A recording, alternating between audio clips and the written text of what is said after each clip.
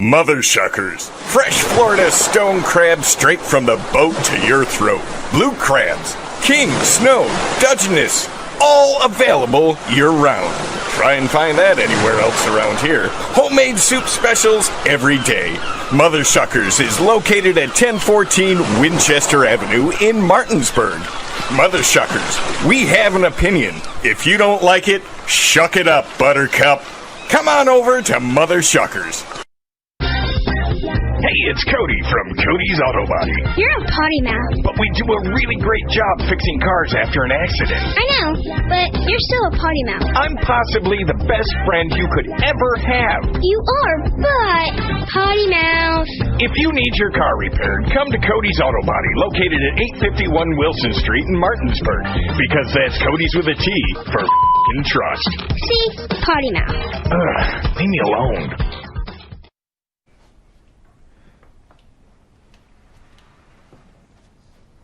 Really? Yeah. Oh my gosh. I'm gonna call my parents. Dad, come over. The brisket's done. The Traeger Connected Experience. Everything you need for epic flavor. And then some. Shop now and save at Orsini's today. It's time for the excitement of NCAA Division II football featuring the Shepherd Rams and the Pennsylvania State Athletic Conference.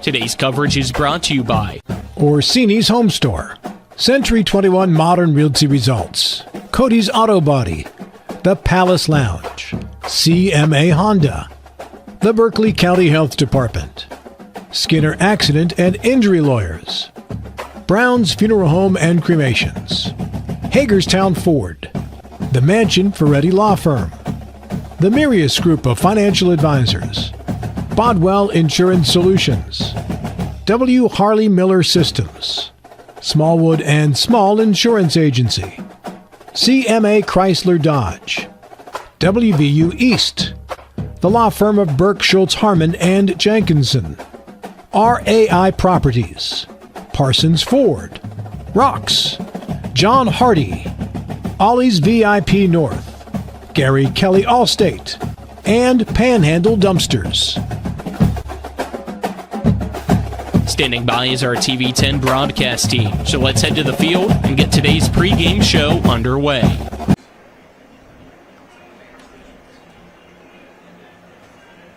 We welcome you out here to Ram Stadium for Shepherd Rams football. It's the home opener for the 2024 season between Shepherd and Slippery Rock as the Rams come in 1-0, as well as Slippery Rock being 1-0. Both teams getting wins over any 10 opponents.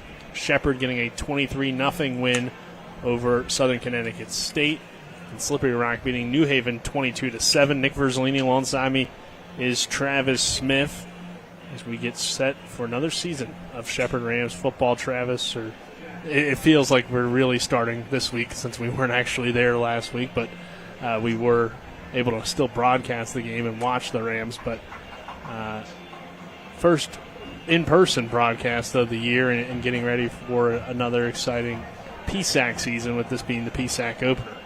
Absolutely. You have two PSAC Blue Bloods playing in today's game. Beautiful weather. Really couldn't ask for a better scenario for both of these ball clubs. Slippery Rock coming in fully loaded. They have a lot of returners on this team, so they certainly have high expectations for this season. And on the other sideline, you look at Shepherd. They always have high expectations, as well they should. This is a top-tier program, and they have consistently been able to win. You go back to last week's game, and I think it was a very important game. Not a big opponent in Southern Connecticut State, but a very important game on the schedule for Shepherd, because you have to establish an identity each and every year as far as your program is concerned. And you had a lot of new faces last week, and you wanted to see how those guys were going to be able to gel, how they're going to be able to compete, and more importantly, how they were going to be able to handle some adversity. And they were able to check all three of those boxes last week and able to get the big shutout win at Southern Connecticut State, 23-0. So you have a team that's needing to gel. They go out on the road in a hostile environment, able to come up with a big win. So you have two teams coming in today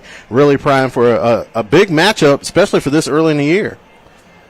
And Travis, a lot of injuries to the Rams' offensive line already, as Ty Lucas, who was out last week, is still out, and then Josh Kermit got hurt toward the end of the game last week against Southern Connecticut State. He will not play. So both your guards are injured, and the Rams will turn to Curtis Jefferson and Caleb Herb for their fill-ins on the offensive line. Jefferson, obviously a veteran. He's been with the program. He started a numerous amounts of games. We saw Herb toward the end of last game fill in for Crummett. So should be interesting to see how those guys fill in here today, and it could pose a problem for Shepherd up front.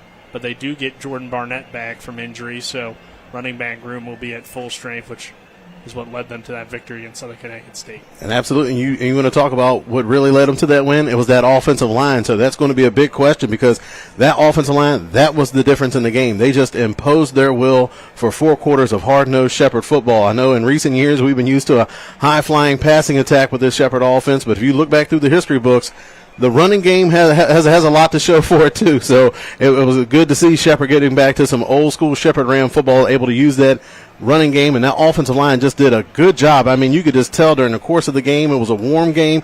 They were just able to wear down Southern Connecticut over the course of the game, and then Malachi Brown was just able to make tremendous plays in the running game, running behind Jack Rossner. So that offensive front, definitely going to be a big spotlight on them today and how those young guys can come in. But that's something that Shepherd has done year after year. They do a tremendous job of developing their talent up front. So this is just another opportunity for those young guys to go in there and show the coaches what they're able to do.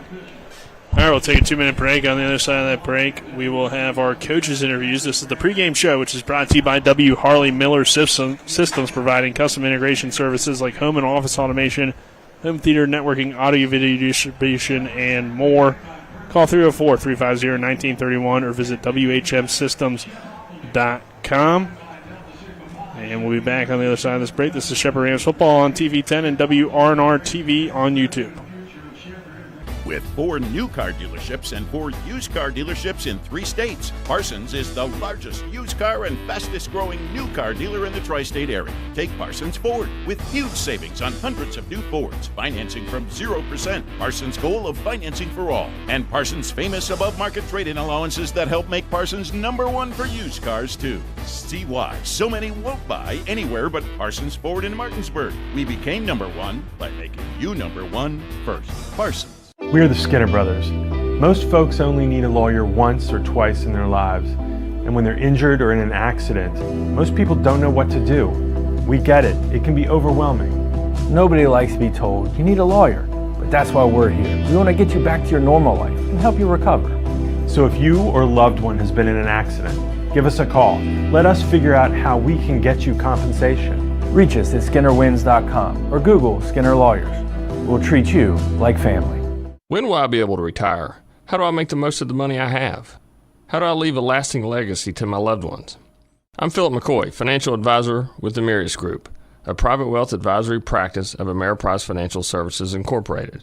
Call us today at 304-263-4343 to help you make the most of your financial future. Our office is located at 1270 Winchester Avenue, Martinsburg, West Virginia. Ameriprise Financial Services Incorporated, member FINRA and SIPC. I'm John Doyle.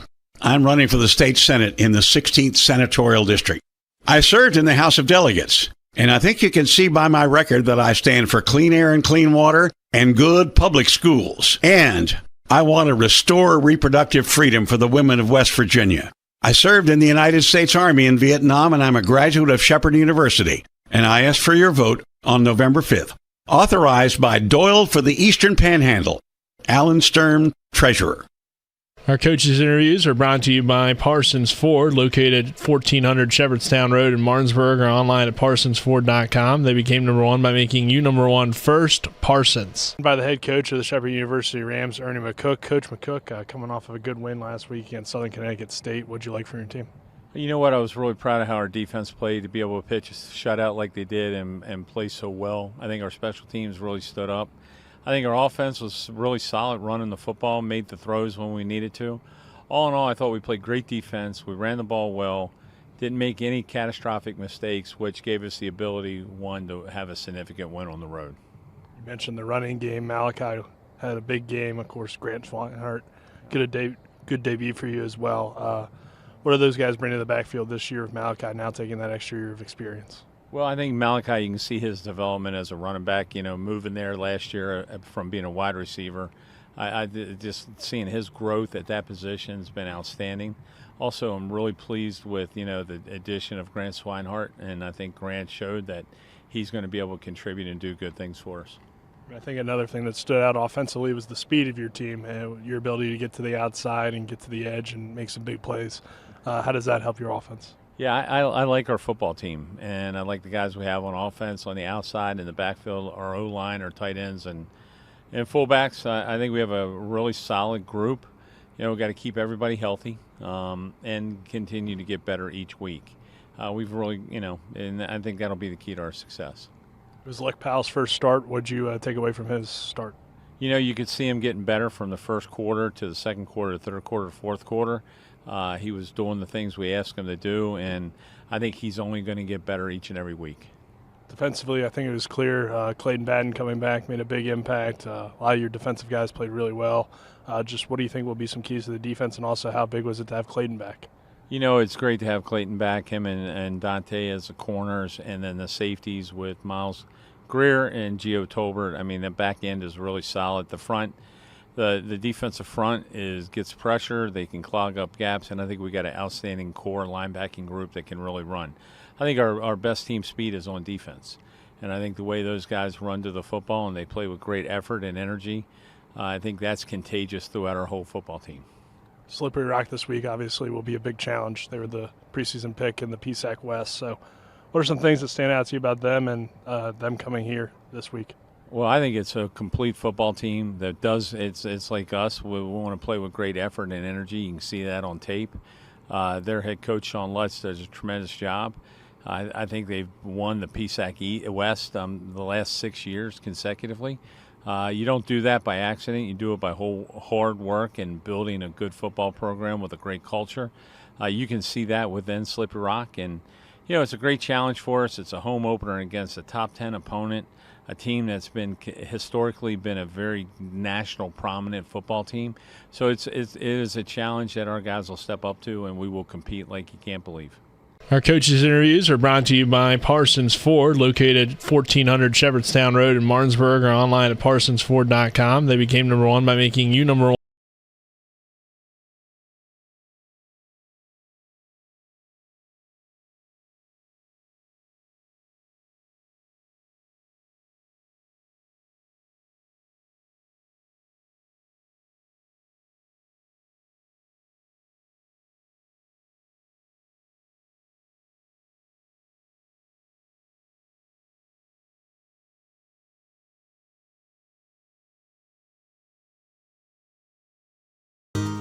Most insurance companies see you as a claim number. Most law firms see you as a case file. When their top priority is their bottom line, you only get a fraction of the attention that you deserve. At the law firm of Burke, Schultz, Harmon & Jenkinson, it's personal. We listen to our clients to see the whole picture, because every part of you is important. For a team built on relationships and results, call Burke, Schultz, Harmon & Jenkinson at 304 Lawyers, or visit us at burkeandschultz.com. W. Harley Miller Systems understands the need and desire for reliable and affordable smart home solutions. Secure your home with a security system and keep a close eye on your family. Automate your home with a Control4 system and have smart technology work as one. Set daily schedules to control your thermostats. Push a button and set the mood for dinner by dimming lights and playing music, or just sit back and enjoy a movie in your own home theater. Put decades of experience to work for you. Visit us at WHMsystems.com or call 304-350-1931. I'm John Doyle, and I'm running for the state Senate in the 16th Senatorial District. I stand strongly for your right to repair any product you purchase. Presently, manufacturers are permitted to retain as proprietary information that is necessary to repair that product. And I think that's wrong. I think you should be guaranteed that information so you can repair it yourself or take it to your friendly neighborhood repair person. I ask for your vote on November 5th. Authorized by Doyle for the Eastern Panhandle, Alan Stern, Treasurer. Shepherd Rams football on TV 10. Nick Verzolini alongside me, Travis Smith, Daryl Miller, our on-site producer, Matt Miller, our main cameraman, Kenny May as well on camera, Dylan Bishop down on the sidelines, and back in the studio is Kyle McLaughlin, who we'll hear from at halftime with a scoreboard update, as well as after the game with a scoreboard update. But Travis, we talked a little bit about Shepherd's win over Southern Connecticut State in that first segment. Let's take a little bit of a look at Slippery Rock, a team that returns a lot from last season. They've been the PSAC West champions the last few years, one of the powerhouses in the conference. And these teams don't get together a whole lot, but they have a 3-3 all-time series. The last meeting, a Rams win in the postseason, 37-27. But this is a veteran team. Braden Long, the senior quarterback, leads the way, and definitely a very solid opponent and could give the Rams some trouble today. And you certainly named the guy that's going to be at the top of the scouting report for that Shepherd Rams ball club. Braden Long coming in, having an outstanding year last year. Once the team went 12-2 overall, 7-0 in the conference, and Braden Long really led the charge for that Slippery Rock ball club. Harlan Hill finalist, 2023 All-PSAC West, first team All-PSAC West Offensive Player of the Year. And you look at his numbers, there's no question as to why. Completed over 69% of his passes for nearly 4,000 yards, went for 3,808 yards, 35 touchdowns, only 6 interceptions, and he will pull it down and run it a little bit. 63 carries, 74 yards for 5 touchdowns. So certainly the last time we were talking about a Harlan Hill finalist, it was on the Shepherd sideline. This time it's going to be on the Slippery Rock sideline and just leading a very good veteran ball club. So a lot of returners on both sides of the ball. The only place that you can really look at where they're kind of young at is at that linebacker position. So I think that's going to be something important to look at today to see how those young linebackers are able, I think, to be able to operate in space, because you know Malachi Brown and Jack Rosson are going to be a big part of that Shepherd Rams offensive attack today. Yeah, and it's an experienced team and one of the best programs in Division II, ranked in the top 11 in the country in both of the major Division II football polls. So for Shepherd, I mean, no disrespect to Southern Connecticut State, but it's a big jump up for this team, and I'm interested to see, especially with Leck Powell only making his second career start, how he adjusts from facing that opponent to this opponent this week, and then with the Rams injuries up front. It's going to be a challenge against this Rock defense that looked very good against a solid New Haven program. Yeah, I mean, again, like you said, you don't want to be disrespectful to the Southern Connecticut program, but when you have an opponent like Slippery Rock in week 2, one, it will be easy to overlook Southern Connecticut, but you got to go at it like a warm-up game, a tune-up game, because this is nearly a playoff game when you're going up against a team like Slippery Rock. So Shepherd was able to go out there and do some really good things, and one of the things, like you mentioned, was getting Leck Powell relaxed. I think that was the biggest difference throughout the course of that game. Was early on, you could tell Powell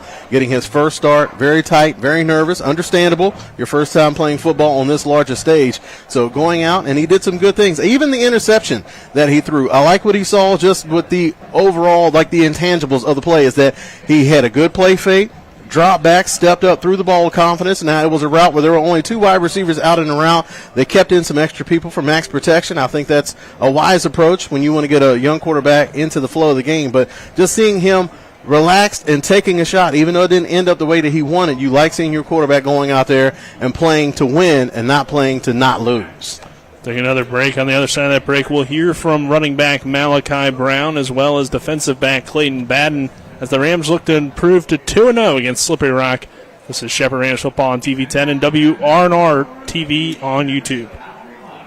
The Skinner family has been representing West Virginians for more than 50 years. We've changed the name of our firm to Skinner Accident and Injury Lawyers because we want to be clear about what we do. We represent people who have been in car, truck, and other catastrophic accidents. We're here to be a voice for the injured and vulnerable, and we take that job seriously, with deep commitment to serving our clients wherever they are. Just Google Skinner Accident Lawyer or visit SkinnerWins.com. We'll treat you like family.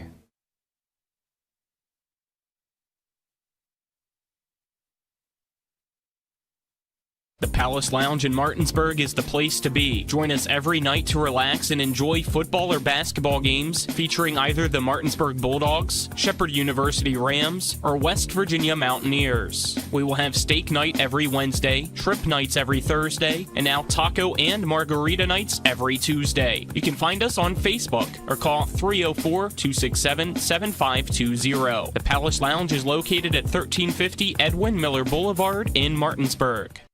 It's the new normal. You live, work, and play everywhere. Whether it's the family car or the family business, you need insurance that keeps pace with your changing life. Home on the job or working from home, peace of mind comes from knowing your whole world is covered. No matter what happens or how big it grows, whatever your new normal, Erie Insurance's award-winning service and personal agents can keep pace. Call your local agent today or visit erieinsurance.com for a quote. I'm John Doyle, and I'm running for the state Senate in the 16th Senatorial District. I stand strongly for your right to repair any product you purchase. Presently, manufacturers are permitted to retain as proprietary information that is necessary to repair that product. And I think that's wrong. I think you should be guaranteed that information so you can repair it yourself or take it to your friendly neighborhood repair person. I ask for your vote on November 5th. Authorized by Doyle for the Eastern Panhandle, Alan Stern, Treasurer. Our player interviews are brought to you by the Murius Group and Ameriprise Financial Advisors John Everson and Phil McCoy. Stop by 1270 Winchester Avenue or call 304-263-4343.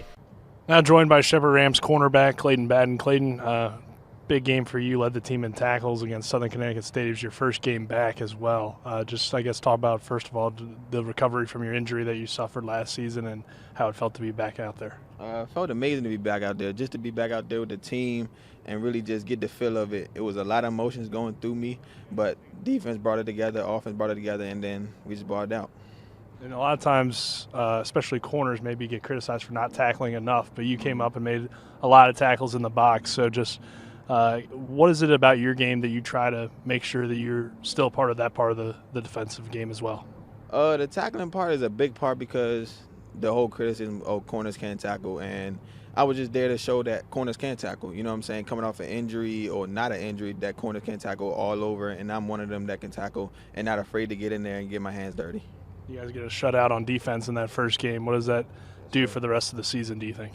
It's put us on a high pedestal. I mean, a good shutout, coming back, whole defense, really like coming together throughout the whole week from the summer, spring, all that, and we just coming together, and it just puts us up all the way up there so we have a goal and we can't just let us down. Obviously, you guys have a lot coming back on defense. What do you think is the biggest strength of that unit this season? The biggest strength is, I would say, probably our D-line and linebacker core. DBs, we stay together all the time, but it starts off in the trenches. And without them, we can't really do nothing. We can't get enough pressure, but when they get a lot of pressure, it puts a lot of relaxers on us, so all we got to do is cover for probably about 2 seconds. And then the linebackers, they really bring everybody together. They make a lot of tackles, a lot of calls, a lot of reads, a lot of checks, and for real, they know just as much as everybody else do on the field or more. So, love to have them.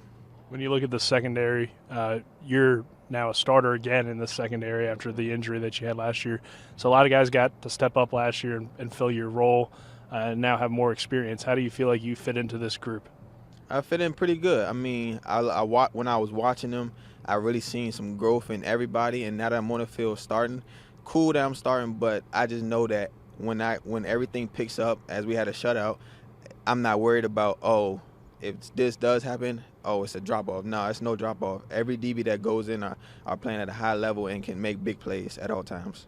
Your brother Cordell is on the offensive side of the ball, wide receiver. So how fun is that in practice every day to go up against him? It's insane. I mean, only brothers can dream of that.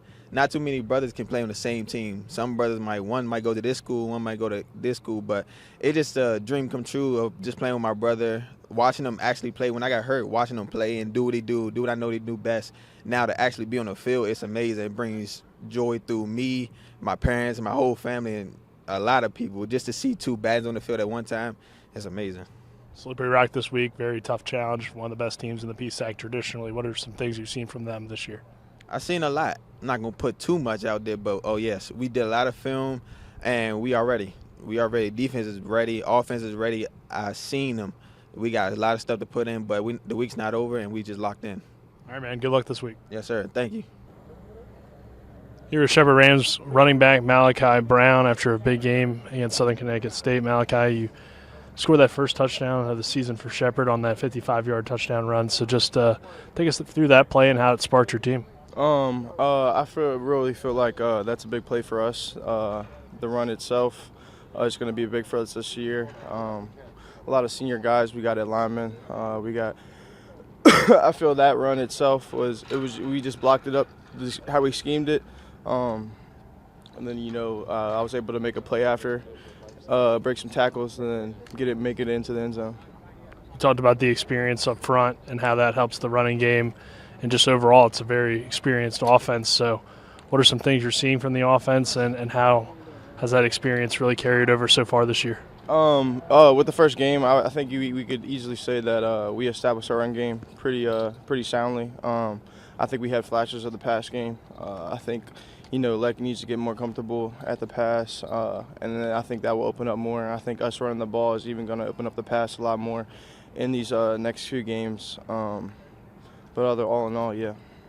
One thing that stood out to me was both you and Swinehart didn't have a negative rush in the game. So just your ability to always get some yardage, how did that come about throughout the game? I feel like with that being said, I think Coach Cook takes time to really give us intellect on what we need to do at the running back positions. Key points like following your aiming point. If you ain't got nothing, just press it. Make it back to the line is what he says. If we don't lose no yards, we're going to just go and play the next play. And just talk about that running back room. You and Barnett come back, and then you had Swinehart as well. Just what's the competition like among you guys, but also how does that depth help? I guess you could find competition in us pushing ourselves, throughout practices and weeks. But I feel like when it comes game time, I think it's just a really big collaboration type of thing to where we all are keen on each other's strengths and weaknesses. So, me, more and more versatile, the other running backs, put in pass game or in the run. And then Jordan, that's the downhill guy that can just get you that 3 yards if we need it, big third downs. And then Grant Swinehart, he's just a very balanced, complete guy. He's shown both run and pass in our offense. So I'm excited to see what more we have throughout this season. Home opener this week against Slippery Rock. What are some things that you think your team will need to do to get the win? I feel like there's going to be adversity in the game. I feel like there's going to be things that we don't like, things that we wish that could have happened. I feel like playing the next play, looking forward and making those plays. We know the Slippery Rock's got guys. We got guys too. I think we're going to match up pretty athletically across the board on both sides of the ball. I think we just got to come out and play our game. Run the ball. If it's successful, keep going, keep at it. But yeah, just come up on top automatically. Our player interviews are brought to you by the Murius Group and Ameriprise Financial Advisors John Everson and Phil McCoy. Stop by 1270 Winchester Avenue or call 304-263-4343.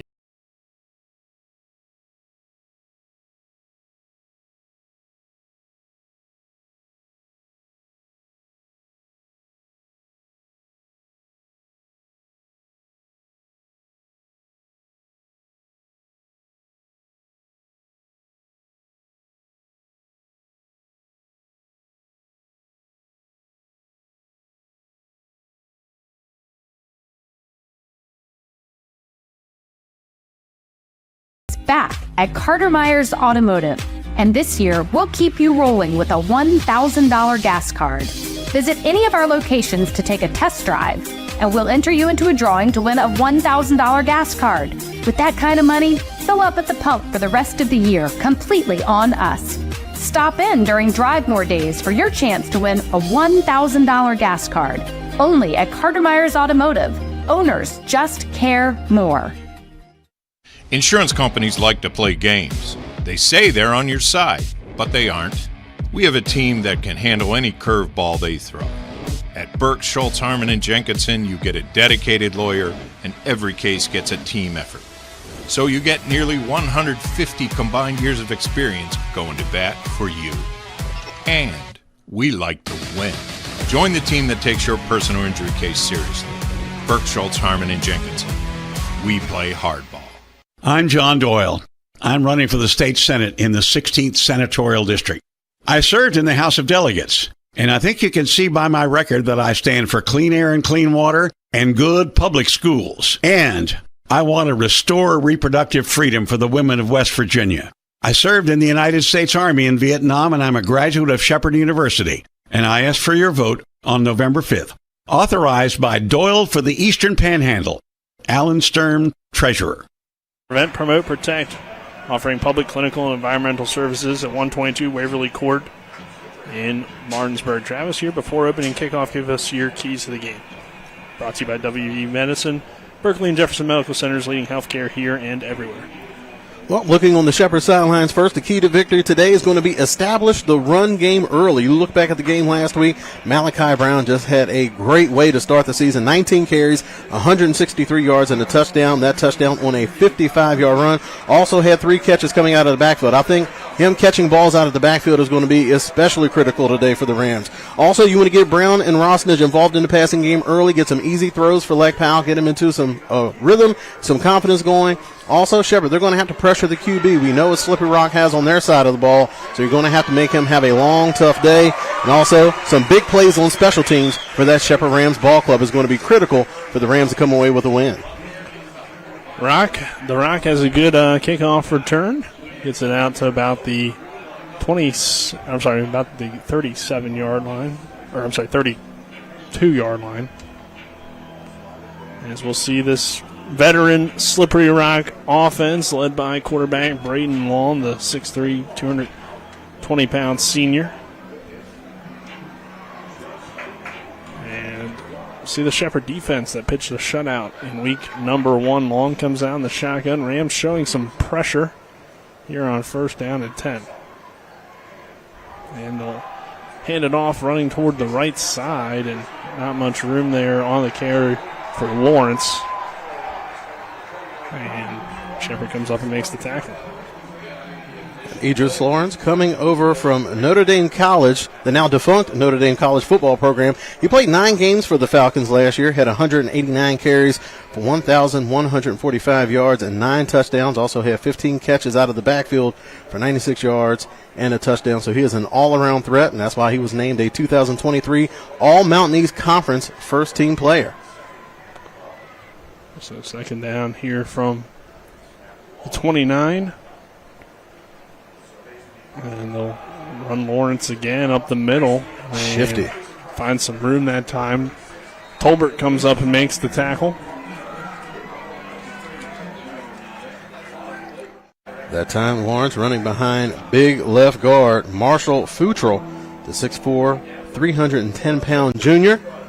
Lawrence is doing a good job of setting up his blocks, being decisive, getting up into the hole. It's going to be third down here from the 36. Third and about 4.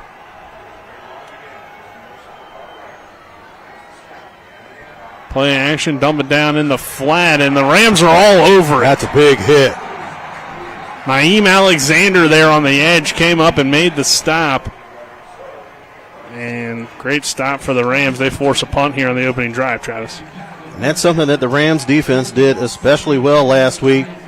12 third down stops last week, and we talked about in that previous game versus Southern Connecticut State how the defense was really able to put the pressure on that Owls offense because they dominated on first down, and that was a similar setup to the last drive, really not giving up anything big on the first down, and that way you put them into some predictable down-the-distance situations, and that's when that Rams defense really begins to shine.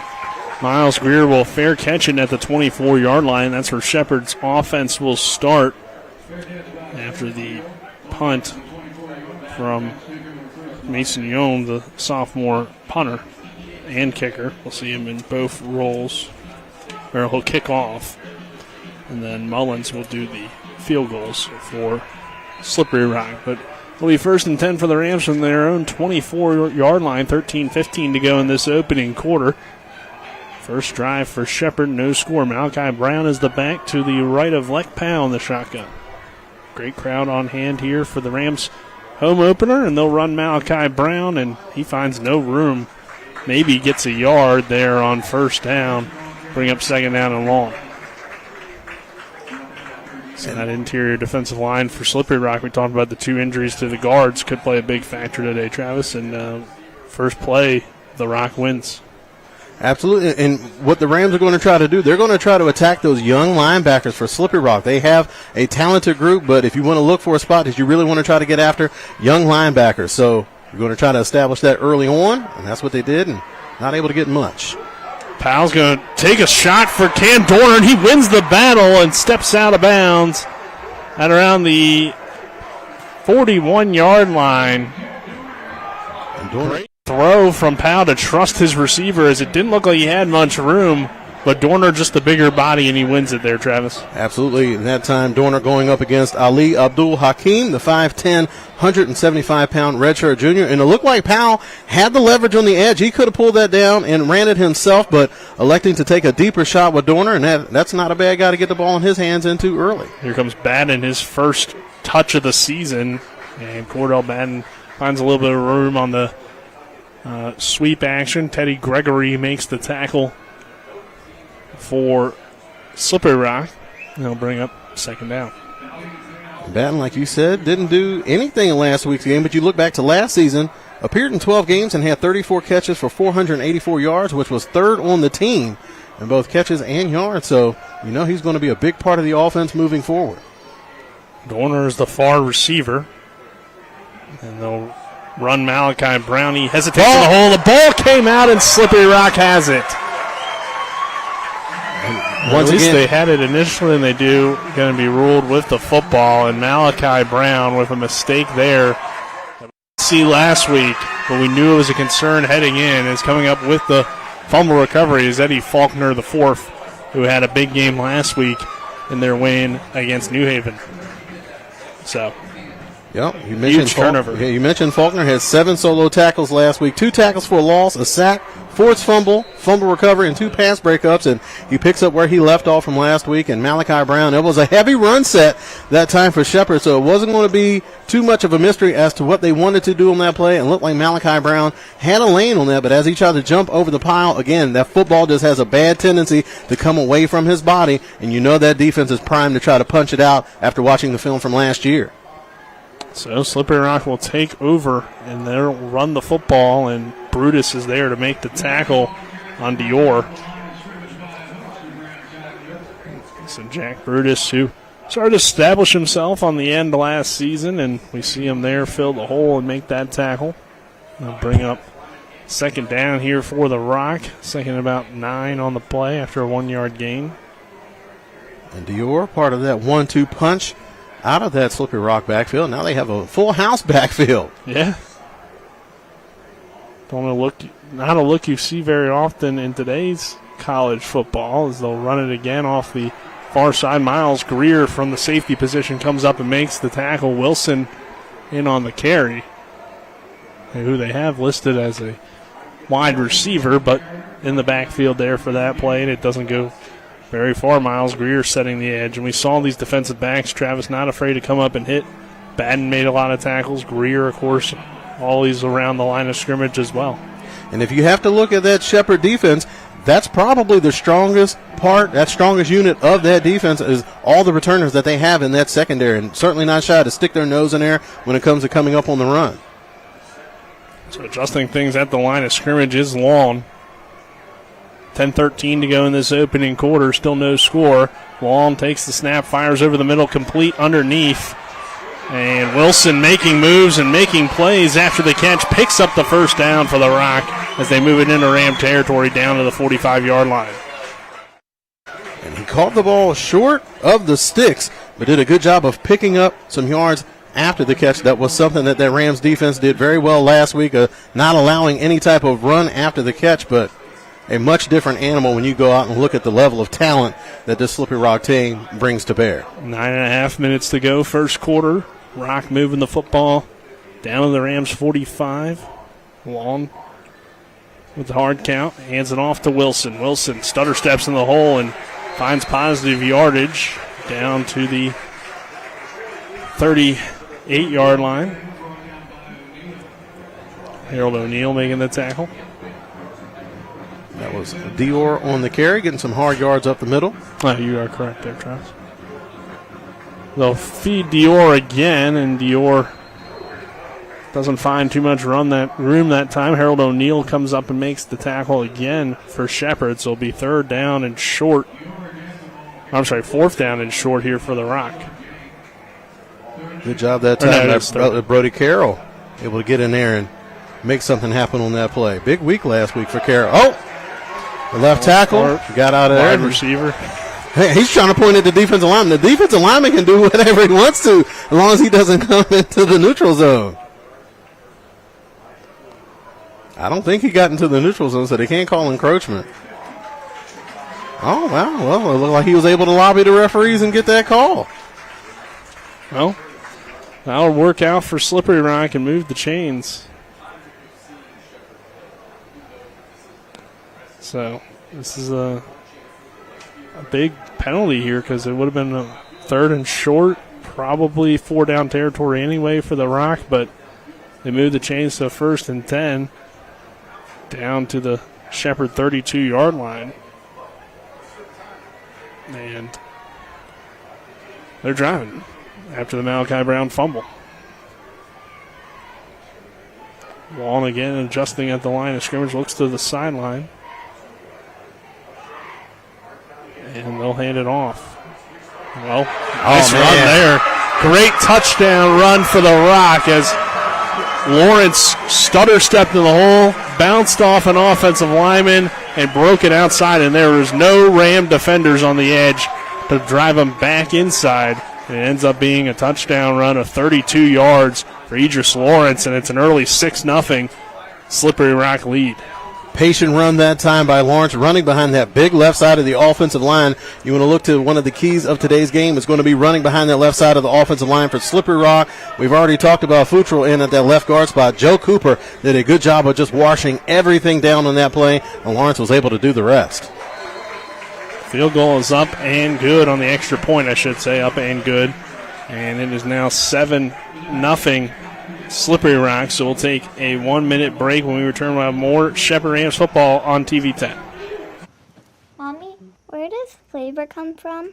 Well, when people love food, they cook it on a Traeger grill. Meat, corn, even pie. And then the Traeger does the rest, which brings everyone to celebrate this beautiful thing that they've created. Because when you share delicious food with your friends, that's the flavor of life. Shop now and save at Orsini's today. When will I be able to retire? How do I make the most of the money I have? How can I leave a lasting legacy to my loved ones?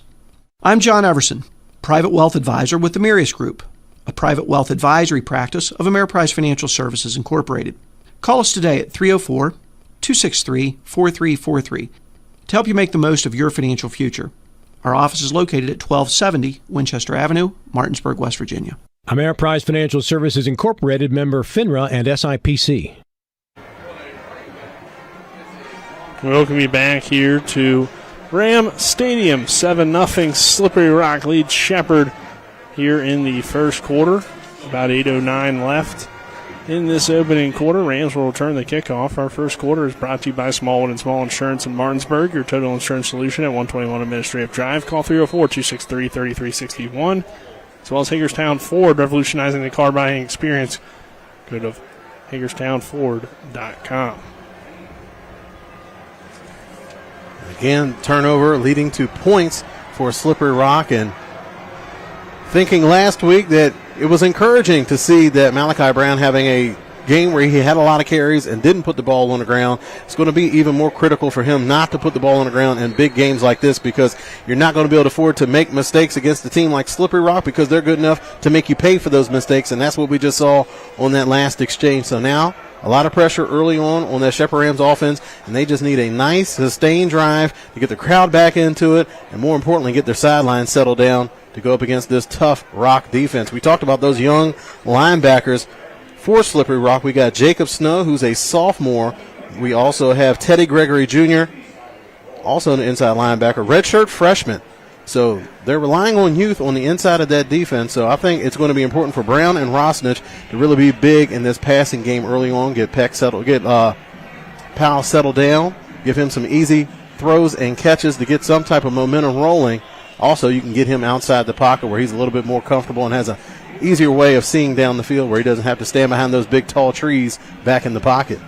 It's a 6-play drive ending in the 32-yard touchdown run by Lawrence. Our scoring drive summaries are brought to you by John Doyle for the Eastern Panhandle. First down and 10 for Shepherd from the 35-yard line. 8:09 left here in this opening quarter, so the Rams have good field position. Like Powell handed off to Malachi Brown, who gets stuffed in the backfield, lost a yard on the play. Coming up and making that tackle was Todd Hill. It's not the biggest defensive line for Slippery Rock, but they certainly get after it. In terms of height, they're all around 6 foot, but and bringing in Hill, they got a veteran presence up front, the grad student. He transferred in from Pitt, but played most of his college ball at Duquesne, where he was a big-time player. Had 31 games for the Dukes, 144 tackles, 34 of those tackles for a loss. So a very active defensive lineman. He gets the tackle for a loss there. 2nd down and 11 here for Shepherd as they'll bring a man in motion and find Stanfield there for the short completion. Bring up 3rd down. Again, a nice big chunk play on 2nd down. They were facing a 2nd and long, and that's one of those things you really want to avoid because it puts your offense in a very predictable down the distance, but able to get a chunk that time. You want to have it where you're able to cut that in half, where you're not having to go that full distance for 3rd down, and now you have a 3rd much more manageable. 6-yard gain, 3rd down and 5 here for the Rams. Like Powell with trips to the near side. Powell under some pressure, throws and incomplete. Pass intended for Cam Dorner. Coming in late, providing some pressure was Munchie Johnson. And Shepherd will be forced to punt. That was Pooh Lawton on the defense. Dorner trying to lobby the referees, but Lawton doing a good job of timing up his hit right as the ball was arriving. So Rams will punt with Ryan Barrick here, 4th down and 5 from their own 40. Barrick was certainly a weapon last week for Shepherd, pinning Southern Connecticut back several times. See if he can flip some field here, and he gets off a solid punt. Going to bounce it around the 20-yard line. It's actually going to be an excellent punt if the Rams can get nice. And tremendous they do. Play. Stanfield, it looked like, was in on that play. Yep, Thad Stanfield running down the field, able to tap that ball to a dead stop on the 1. Tremendous special teams play by the Rams offensive weapon. He had a touch on that last drive, proving his worth. That's what you want when you're down on that depth chart and you're trying to prove to the coaches that you want to be used more on offense or defense. You go out there and make some plays on special teams. That's certainly going to get you some more looks. Yeah, he was probably the number 1 or number 2 wide receiver for Edinboro last season, but he transfers in here to Shepherd and automatically becomes probably the 4th or 5th option on this Rams offense. Let me make a correction there. I think that was Miles Greer. Yes. May have been Greer. Yeah, that was Miles Greer. And we hard certainly to tell the difference, to be honest, the safety or a wide receiver. The double numbers, too, don't help. But Greer certainly a no stranger to making big plays on special teams. So, hand it off and good run job. the football. Good job by the Rams defense. Naeem Alexander in there as well as, Kuoka in on the tackle. Again, you see the strength of that left side of the offensive line. They were washing that defense down, but Shepherd using that speed and athleticism, which they have just an abundance, of on the defensive side of the ball, able to fly to the ball carrier and take him down for a minimal gain. Lawrence is the back here on 2nd and 6. So move the ball out to the 5-yard line. They'll hand Lawrence the football here again, and again the Rams all over. Yaukome in there, as well as Jack Baxter off the edge. It'll be 3rd down now. The quarterback Braden Long has shown him that zone read look a couple times, but he's elected to hand it off to his running backs, and you certainly understand why. He has several quality running backs lined up in that sidecar position, so no reason not to hand it off, but also want to keep an eye on how that backside defender is honoring that fake, because if they start crashing down a little bit too quick, you could see Long pull it, like we mentioned, then have 5 rushing touchdowns last year for the Rock.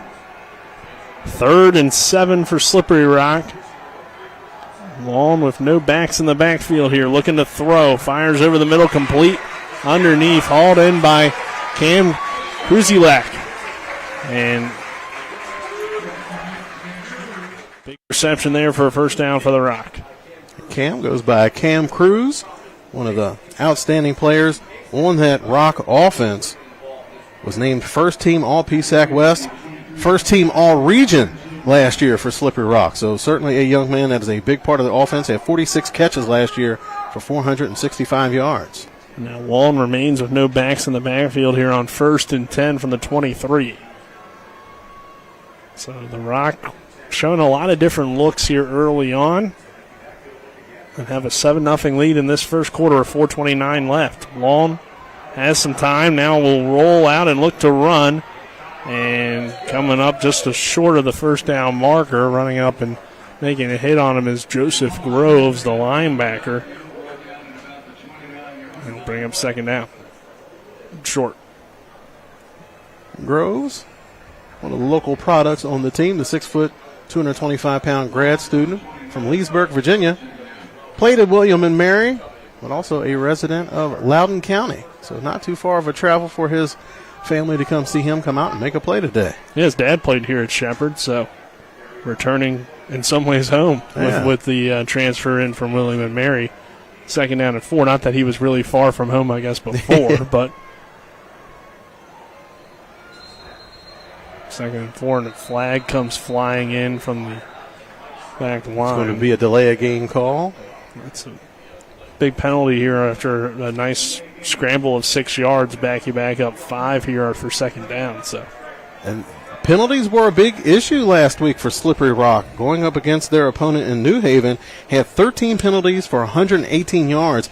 Really slowed them down on the offensive side of the ball. So you want to make that progress from week 1 to week 2. At the top of that list, knock out some of those unforced errors. Dior is the back here on 2nd down and 10. 2nd and 11 after the 5-yard penalty. And they'll hand it to Dior, and Cole Scott was there initially to lead the way for Shepherd. And it'll be a 3rd and long now, Travis. Good job that time by Cole Scott. That was a huge hole, and he did a good job of going in and breaking down. Good tackling technique. That could have been very easily. He could have ended up on the running back's highlight reel, but good tackling technique saves the day. And again, you see these 3rd and long situations. This Shepherd Rams defense so stingy on 1st and 2nd down, really forcing teams into those long, predictable 3rd down situations. Yeah, 3rd down and about 8 for the Rock. Dior is the back. And Long looking to throw. Fires quick pass complete underneath. And has the 1st down to Slippery Rock. It's Tony Grimes.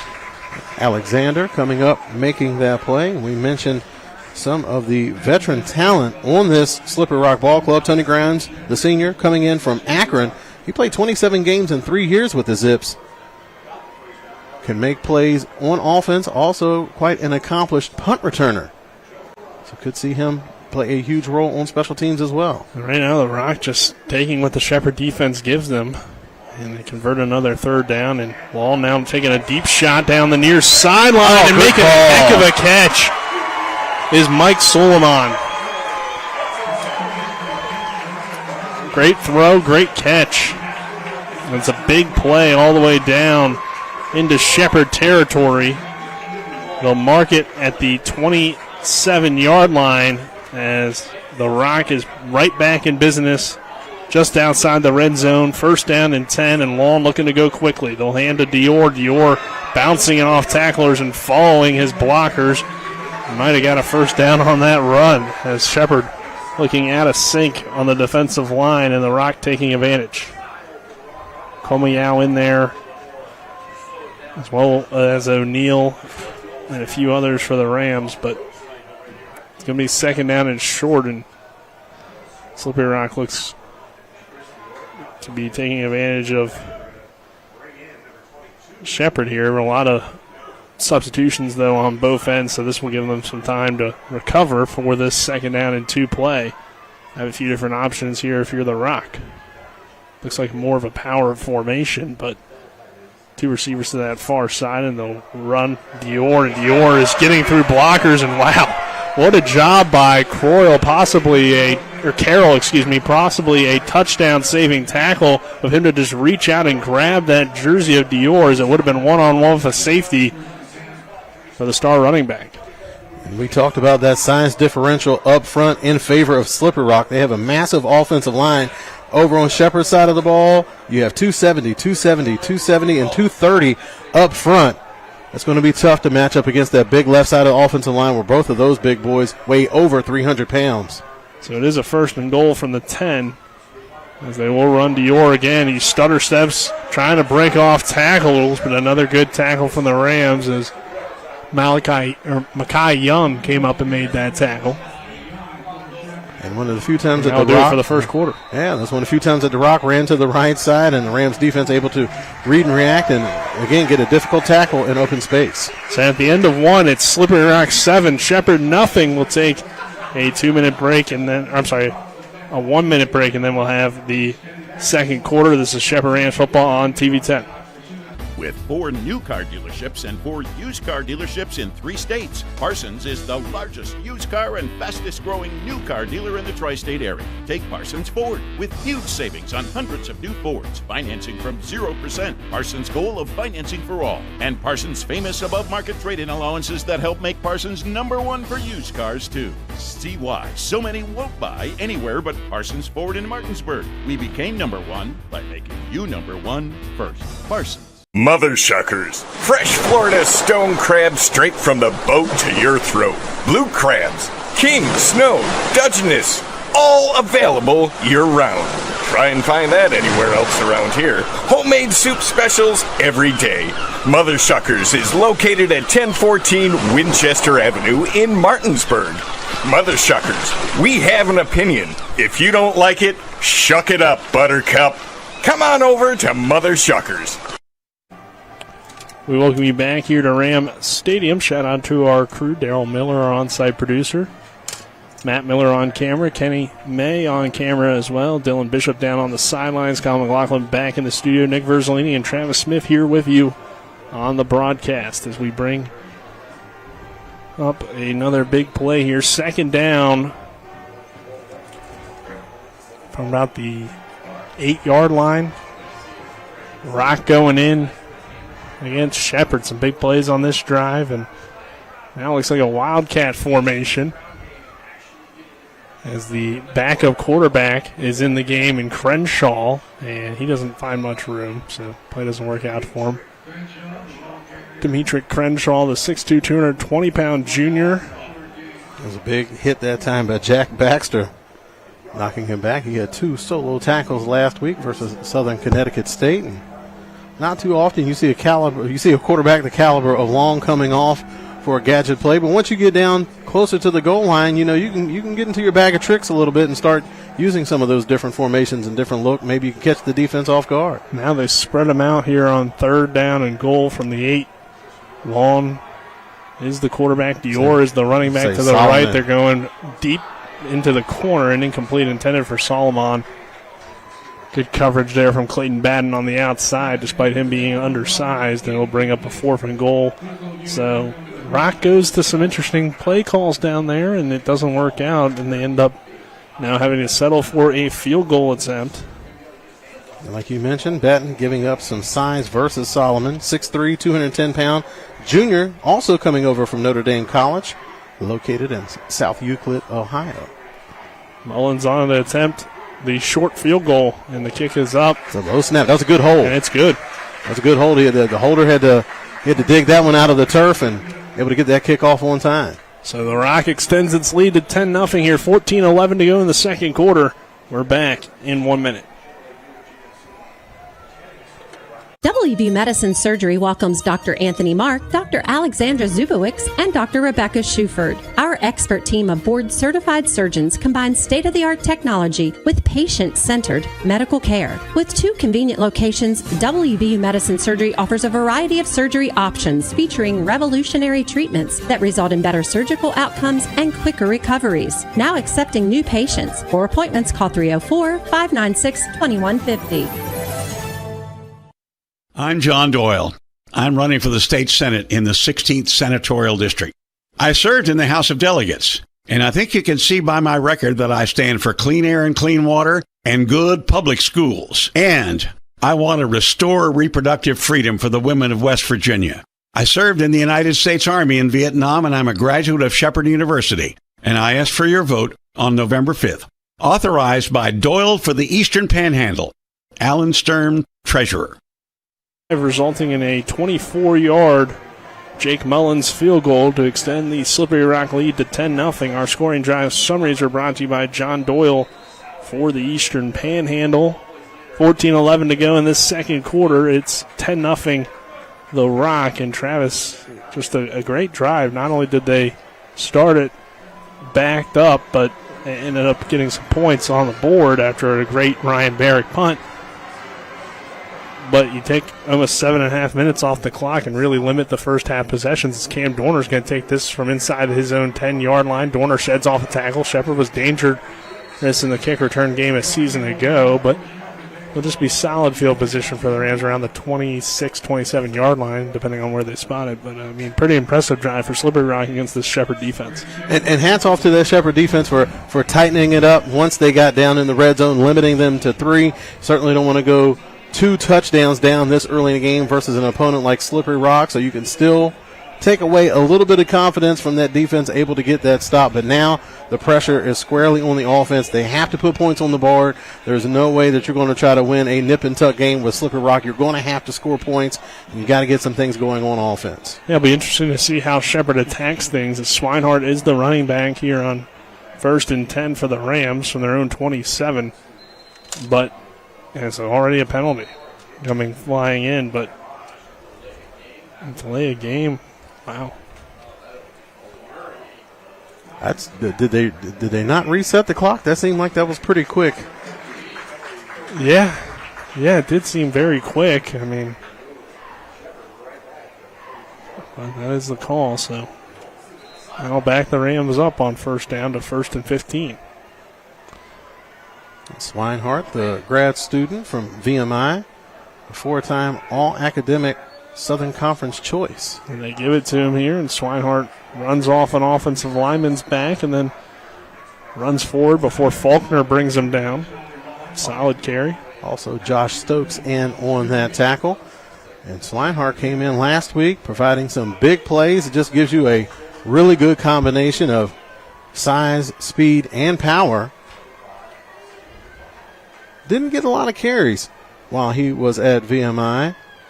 11 games with VMI, had 18 carries for 59 yards, also made some plays on special teams, but certainly is going to be a big part of the Rams offense this season. It looked like he had gotten more than what he actually did, as maybe only a half yard on that one. Here's a completion, though, underneath to Jeremiah Taylor, and he makes some plays in space. Taylor has the first down. Across the 45-yard line goes Jeremiah.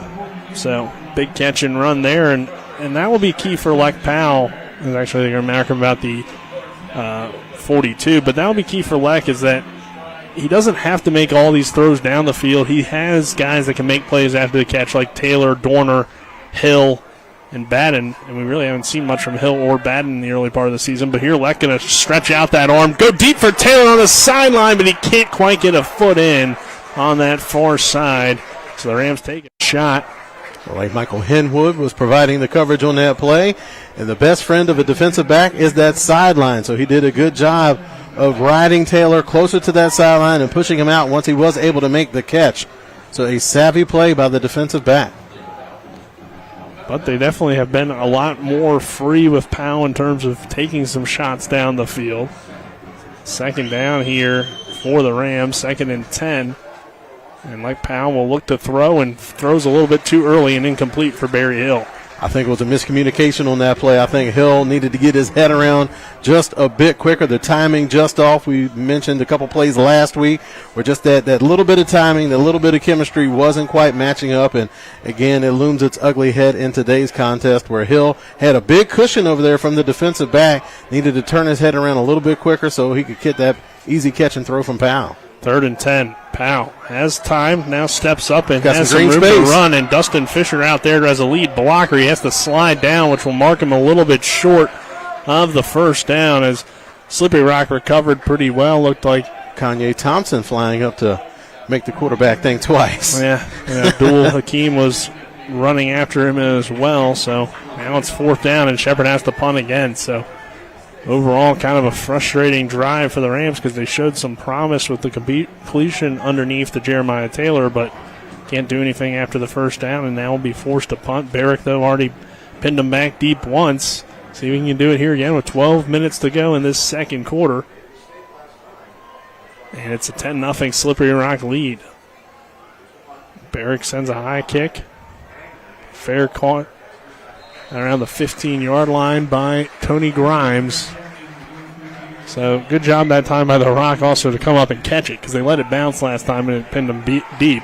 This time they're still pinned back at around the 15, but you'd much rather have it at the 15 than the, I guess it would have been the 2. Yeah. And Grimes, like we mentioned, an accomplished punt returner.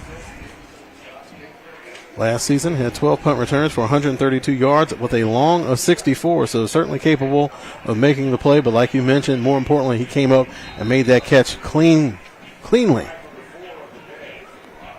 Second quarter brought to you by Smallwood and Small Insurance in Martinsburg, your total insurance solution at 121 Administrative Drive. Call 304-263-3361, as well as John Doyle for the Eastern Panhandle. First and 10 from their own 15 for the Rock. New running back in the backfield. That's Harrison. And they'll feed Harrison here on first down and 10. He runs it forward, gets out to about the 19 before he's brought down. 4-yard gain. Coming up and making the tackle for Shepherd was Avante Lockhart, one of the other transfer linebackers and pretty much a brand new linebacker core. As now Come's kind of transitioned to more of a defensive end role. Harold O'Neal still leads that group, but they'll sub them in and out all day. I mean, this is a pretty deep positional group, as Coach McCook highlighted in his preseason press conference. But it'll be second down and 6 after the 4-yard carry. They'll dump it down the flat, and this is possibly going to lose yardage as O'Neal is all over it. And then coming up and cleaning it up was Clayton Batten. So great coverage on the back end for Shepherd, forcing Long to take the check down. And then O'Neal flying up in space. That is, again, you can't say it enough about this Rams defense. They do a tremendous job of flying to the ball, making awesome tackles in the open field. Very tough to do against those slippery running backs for the Rock. Slippery Rock has slippery running backs? They do. That's what they're looking for. Third down and 8. Harrison also bobbled it, which probably didn't help that much either, but Wilson goes in motion, and he may have not going to be a delay of game, so. And you mentioning how that Rams defense rotating guys into different positions. That's going to be important. It's a warm day, and again, we mentioned that big offensive line for Slippery Rock, so certainly don't want your guys going out there getting gassed early on in the game, because that's really going to hurt you down the stretch. It's a third down. We got a timeout. Let's take a 30-second break. This is Shepherd Rams football on TV 10. We are the Skinner Brothers. Most folks only need a lawyer once or twice in their lives. And when they're injured or in an accident, most people don't know what to do. We get it. It can be overwhelming. Nobody likes to be told you need a lawyer, but that's why we're here. We want to get you back to your normal life and help you recover. So if you or a loved one has been in an accident, give us a call. Let us figure out how we can get you compensation. Reach us at SkinnerWins.com or Google Skinner Lawyers. We'll treat you like family. We welcome you back here to Shepherd. Rams trail at 10-0 second quarter. Nick Verzolini alongside me, Travis Smith. 10:36 to go in this second quarter here at Rams Stadium and Coach Monty Cater Field. Rock comes out with 5 wide.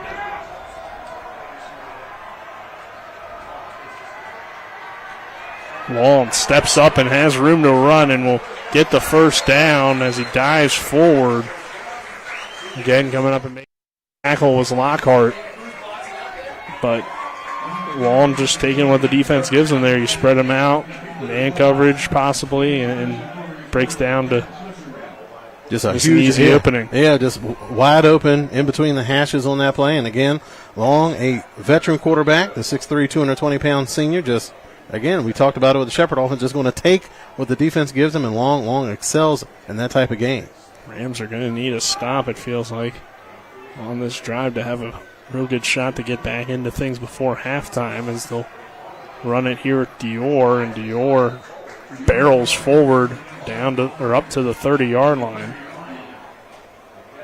Looked like big Elijah Queen in on that tackle, the 6'2", 230-pound redshirt sophomore from Columbia, Maryland. Again, just a very undersized defensive front for Shepherd. they've been able to get by with that in years past, just with just relentless pressure and also playing with a lead. A much different situation for those undersized defensive linemen in today's in today's game. And hand it off again. Dior just so slippery in the backfield. He's still going there after that hit from Clayton Batten. Naeem Alexander cleans it up for the Rams, but again, these defensive backs aren't afraid to make a hit. I'm sorry, that was not Batten. That went up and making the hit was G.O.D. Tolbert. G.O.D. Tolbert, big hit. 6 kind of looked like a 5, but no, it was 6.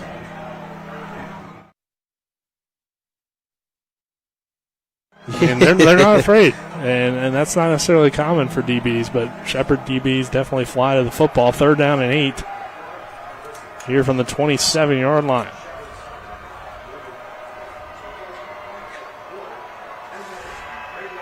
Long under some heat, rolls and throws, and incomplete. He wanted on that one Grimes, but it fell incomplete, and good coverage from Dante Harrison. Again, the Rams, when they're able to have success on 1st down, that's when you really see the attributes of that defensive unit start to shine. They put you in those predictable down and distance. Like we mentioned, they rally to the football as good as anybody in the PSAC. And that time, good coverage supplied by Harrison. And again, the strength of that defensive unit, those defensive backs, a lot of returning talent in that unit, and they are showing why they get so much of the attention. What a fake punt! And it does not work out. As interesting decision there. If you're Slippery Rock, I'd look to check just to make sure I had the right returner back there. So Travis, that was Reese Watkins getting the direct snap and trying to take it off the left side. And right now, Slippery Rock they're in complete control of this game on offense and defense. The only way the Shepherd's really going to get back into the game is if you give up some type of big play. You go for a punt, fake punt in your own territory. Now Shepherd steps up, they sniff it out, they make the tackle. Now it's a turnover on downs. You're giving the Rams exactly what they needed to get back into this ball game. So let's see if this Rams offense can take advantage of this special teams miscue by Slippery Rock. Yeah. Not sure where you make that gamble. There's Jordan Barnett. Flag comes flying in. Barnett's first carry of the year. Does what he does best, dragging some defenders forward. But there is a flag on the play. DeMarcus Butler made the tackle. The referees threw that flag pretty quickly. As soon as the ball was snapped, the flag was in the air. So could be offsides. And the way looks like Dorner was pointing over to the Slippery Rock sideline. So the defense lined up offside. So not too often you see the flag come out as soon as the ball snapped. So it's usually some type of an alignment situation where you see that happening. Yeah, it would either probably be offsides or an illegal formation. So that helps out Shepherd. They had a decent run anyway, though, but they're 1st and 5 now. But Barnett did not play last week, so the Rams certainly happy to see him back in the lineup again this week. And they'll feed him again here, and Barnett just rumbling forward, but not much room. Johnson came up and hit him initially, and then Valentini cleaned it up. Barnett last year had 3 games over 100-plus yards, averaging 7.3 yards per carry, also having 7 touchdowns. And as the year went on last year, we also saw the Rams offense using a little bit more out of the backfield. I just think that's going to be important this week, is just how they use those running backs and tight ends out of the backfield to give Powell some easy completions. 2nd down and 5 from the 24. Rams will dump it down. Here's a wide receiver screen for Cam Dorner, and Dorner is ran out of bounds with a 1st down reception. Great block that time by Taylor. A lot of times when your wide receivers are blocking out there in space, they run the risk of getting a holding penalty. But Taylor, good job just putting his hands up. All you really have to do is shield off those defenders and let that speedy wide receiver cut off of that block. That's what he did, and Dorner was able to make it happen after he made the catch. So Shepherd taking over on this drive after the fake punt. And they move it down to the 17-yard line now. Lek Powell operating in the offense. Malachi Brown is the back to his right. Powell looking for Brown out of the backfield. Floats it for him. He makes the catch. Spins out of the tackle. Dives for the end zone. Touchdown, Rams. A 17-yard touchdown reception from Malachi Brown. And Shepherd back in the ball game now. 10-6 with 6:53 to go before halftime. Good formation. It really put pressure on the defense. And I'll tell you how. You have that multiple wide receiver look out to that side, so you realize that all the defensive backs are going to be occupied with all those wide receivers lined up out wide. When you run that running back out into the flat, that means that you're going to get a matchup versus a linebacker, and that was one of the things that we talked about in the pregame. Young linebackers for Slippery Rock, talented, yes, but certainly a tough, tall order when you're trying to guard Malachi Brown in space when he's running full speed. He's a very dangerous weapon out of the backfield, and he proved it on that touchdown catch right there. Extra point is up and good from Shepherd. Kick is good, so the Rams make it a 10-7 game with 6:53 to go before halftime. We'll take a 1-minute break. This is Shepherd Rams football on TV 10. With 4 new car dealerships and 4 used car dealerships in 3 states, Parsons is the largest used car and fastest growing new car dealer in the tri-state area. Take Parsons Ford with huge savings on hundreds of new Fords, financing from 0%, Parsons' goal of financing for all, and Parsons' famous above-market trade-in allowances that help make Parsons #1 for used cars too. See why so many won't buy anywhere but Parsons Ford in Martinsburg. We became #1 by making you #1 first. Parsons. Drive More Days is back at Carter Myers Automotive, and this year we'll keep you rolling with a $1,000 gas card. Visit any of our locations to take a test drive, and we'll enter you into a drawing to win a $1,000 gas card. With that kind of money, fill up at the pump for the rest of the year, completely on us. Stop in during Drive More Days for your chance to win a $1,000 gas card. Only at Carter Myers Automotive. Owners just care more. 10-7 our score. The Rock leads Shepherd after the 3-play, 29-yard drive. Took a minute 32 off the clock. Malachi Brown hauls in a 17-yard touchdown reception. Our scoring drive summaries are brought to you by John Doyle for the Eastern Panhandle.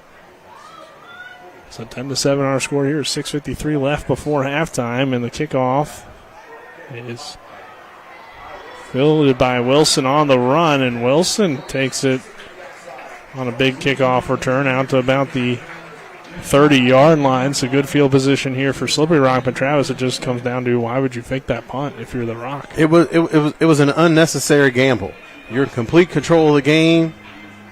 You're on the road versus a tough opponent. There's no reason to make that risk. I understand you want to try to, go for the jugular, but we're not at that point in the game. Yes, you are up, but you're not at that point in the game where you're trying to drive that final nail in the coffin, and you just allow an opportunity for Shepherd to get back into this game. You realize that the offense is still trying to feel their way around so far this season, and you give them a short porch, and they're able to do the rest. So you can't give up those type of opportunities against an opponent like Shepherd. Well, here's Lawrence. Haven't seen him in a few carries, but he'll take it forward. Rams coming up and making the tackle. Gain about 4 on the play. Bring up 2nd down 6. Slippery Rock certainly not shy about using their depth in the backfield. Like we mentioned, they have 2 very good running backs at the top of the order for the Rock, in Dior and Lawrence, but spreading the ball around, keeping those guys fresh, putting a lot of pressure on the defense. Long will try to throw here. Has some time, but then the Rams get through. Brutus coming through, and a throw incomplete as he throws it away. It'll bring up 3rd down. So Shepherd, all of a sudden, Travis, could go into halftime leading if they can get a stop here and get another good drive going. Looked like there might have been some type of miscommunication, because it looks like all the wide receivers were just running go routes.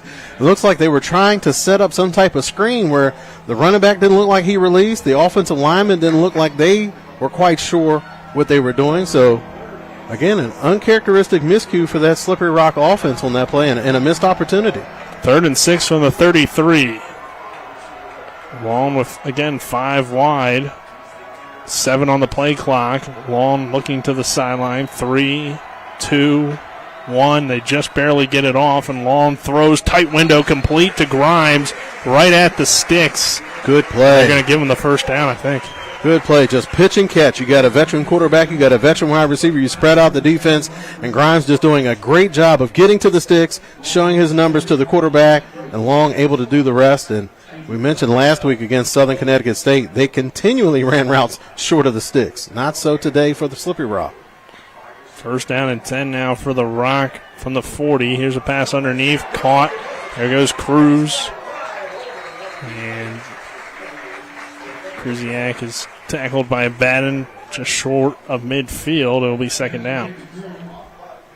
Cam Cruz was a young buck the last time these two ball clubs faced off in 2002. He did have a catch for 10 yards in that ball game, but Cam Cruz, a very talented player, the 6'3", 225-pound senior, named first team All PSAC West last year.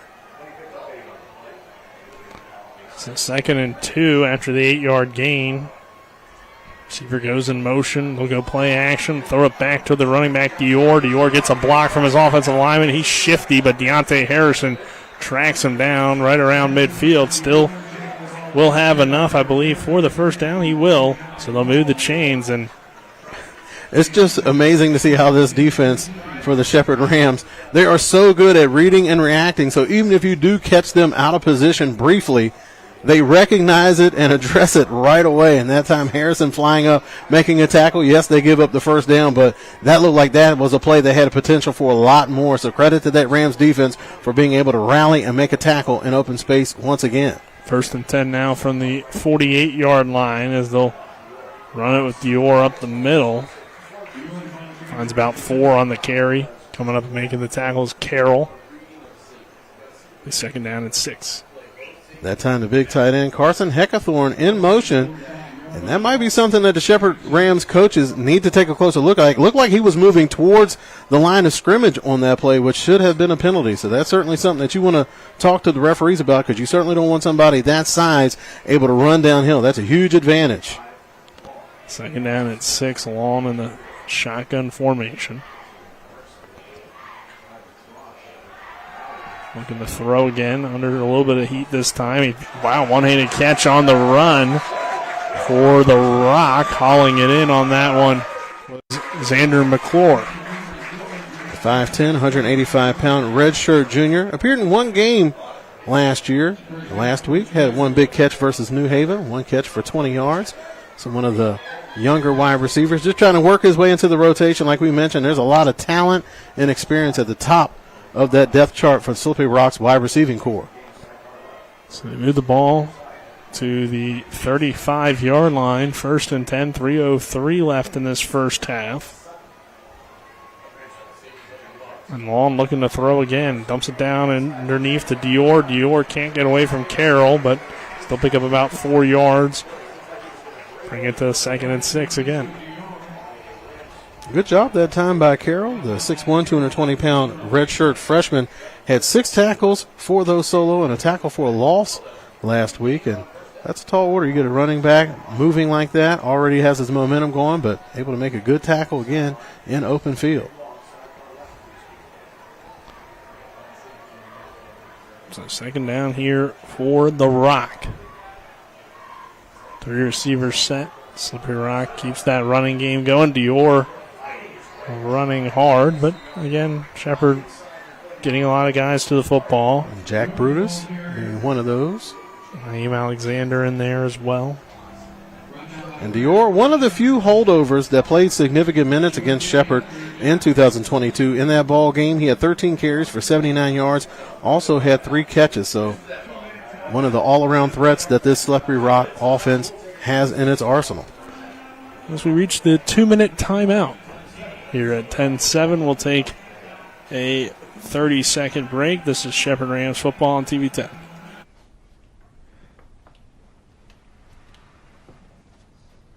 Really? Yeah.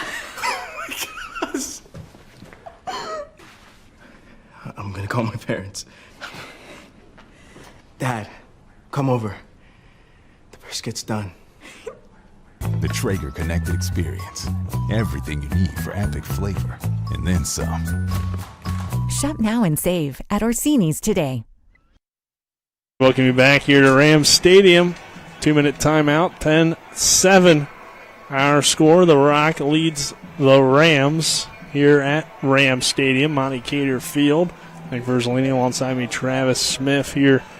Travis, we got 3rd and short, 3rd and about 3 from the Ram 28-yard line. Slippery Rock driving again here against Shepherd, and besides that fake punch, setting up the Rams for a Eventual 17-yard touchdown reception from Malachi Brown. It has really been all Slippery Rock in this first half. But the Shepherd Rams only find themselves down 3. So it's an important drive here right before halftime, as they usually are. Cruz goes in motion. They hand it off, and Rams all over it again. Harold O'Neal leading the charge. Also Malachi Young sticking his face in the action. Again, this is a very active secondary for Shepherd. They are certainly not shy about getting down there among the tall trees and making something happen. I believe it's Makai Young. Makai Young. Yeah, no L in that one. Okay. But quick glance, it does kind of look like Malachi since we're used to saying that on offense. But Dior is the back to the left. And hard count, trying to Rock drive going off. for it. I mean, 4th and 2. Still probably going to go for it, and they do. They hand it to Dior. Young comes off the edge initially to try to lead the stoppage, and it will depend on where they spot it. And they will move the chains for a first down. So Dior got just enough. Shepherd came flying off the edge with Young. Again, but the Rock found enough of a hole for the first down. Just running behind those big earth movers over there on the left side of the offensive line for Slippery Rock. They have identified that advantage, and they certainly have made the most of it so far in today's contest. They are just doing a good job just working that defensive front by Shepherd. They're rotating guys in and out, just trying not to get anybody worn down, but that time just not enough to hold them on 4th down. The deep shot for Solomon, and there's a pass interference. He just never got his head around. Good defense. Go on. But when you're a defensive back and you don't get your head around, I believe that was going to be Demir Minka. Good job staying close to the receiver. But on plays like that, where there's going to be a little bit of bumping over there right in front of the referee, you have to get your head around. You're going to get a little bit more benefit of the doubt if you get your head around trying to locate the ball, but that time just not the case. The wide receiver able to get behind him, and Solomon so tough on that short sideline. Again, a big target, and certainly looms even larger once you get down this close to the goal line. The positive in college football doesn't bring you all the way down to the 2. It is still the great field position for the Rock with 38 seconds to work with. Around the 9-yard line is where they spot it. Long in the gun. Dior remains the back to his right. And 10 on the play clock. Slippery Rock still very patient here with the time, and they'll run Dior, and he'll shed off a tackle of Miles Greer. Try to hurdle him. That's blocked in the back. Out. Batten made an incredible play. He gets blocked in the back and makes the tackle out there on the edge. Tremendous play. Wow. Yeah, I just saw a lot of bodies flying all over the place. So I think it was Solomon who ends up picking the block in the back after drawing the pass interference. So he kind of evens it out for everybody. It's going to be a tough matchup over there. Solomon got the big catch on Batten earlier. Batten was like, well, it's more than this game than catching passes. He was able to shed the block, get inside of Solomon. Solomon blocks him in the back, but Batten goes down low and comes up with the tackle. And that's certainly something that they want this Rams defense. They want Batten to get back to his form in 2022, where he was first team all PSAC East. Didn't play much last year. I don't think he played at all. I think he got hurt in the preseason. Yeah, did not play in 2023, but in 2022 had 15 starts, 53 tackles, 43 of those solo, 9 pass breakups, led the team, also had 4 interceptions and 2 pick sixes. So if they can get him back to that level of play, that's certainly going to be a huge asset on that side of the ball for the Rams team. Yeah, it helps a secondary that was pretty young last year, and then those guys got a lot of experience coming back this year, so Batten just brings them another veteran and a stud corner on the outside. As you saw, Harrison had a good year, and, of course, Naeem Alexander as well. Pressure here off the edge, and Long completes the pass, but Dior fell down. At least that's what I believe who that was. Xander McClure. McClure, yeah. And now Brett Cuoco down on the field for Shepherd, so we got an injury, and there's only 9 seconds left here before halftime. So 10-7. Got maybe a shot at the end zone left the Slippery Rock.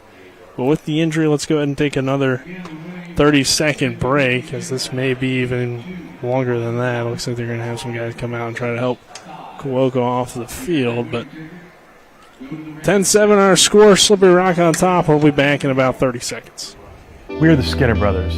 Most folks only need a lawyer once or twice in their lives. And when they're injured or in an accident, most people don't know what to do. We get it. It can be overwhelming. Nobody likes to be told you need a lawyer, but that's why we're here. We want to get you back to your normal life and help you recover. So if you or loved one has been in an accident, give us a call. Let us figure out how we can get you compensation. Reach us at SkinnerWins.com or Google Skinner Lawyers. We'll treat you like family. Got some Cuoco coming off the field here. 10-7 our score.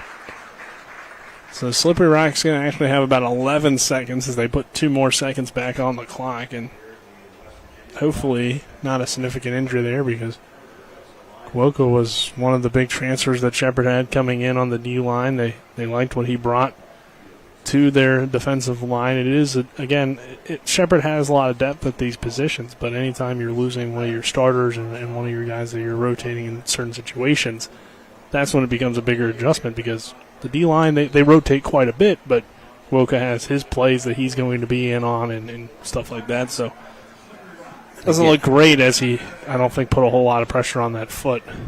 And he's one of the guys on that defensive front that can supply some pressure on the quarterback without the defense having to blitz. And we've seen in years past when Shepherd have had those outstanding edge rushers and Smith and Holloway, what that allows the defense to do on the back end when you're able to get pressure without blitzing. So Cuoco certainly brings that aspect to the defense, so that's going to be a big blow to that defensive front. Let's see how they're going to make that adjustment. And we talked about, as Slippery Rock has got into the red zone, they still have a couple timeouts in their pocket, but they've wore the clock down to a point where now you really can't even use those timeouts, and you've had success running the ball. You know you have the advantage with the big physical offensive line. Surprised that they haven't tried to run the ball more as they've gotten this close to the goal line. So some curious play calling and decisions have made this game a little bit closer than it looked like it was going to shape up to be early on in the game. For sure, yeah. I think it's played a big factor. And also you had some situations where, like you said, maybe you could have used those timeouts a little bit earlier, because at one point the clock was running and they got all the way down to like 45 seconds or so before they snapped the ball, and they had a little over a minute when they first lined up on the ball. So it just was like, why kill that time in this situation? Yes, you still had plenty of time, but now only 11 seconds. You have probably time for 2 plays here, but they got to be quick.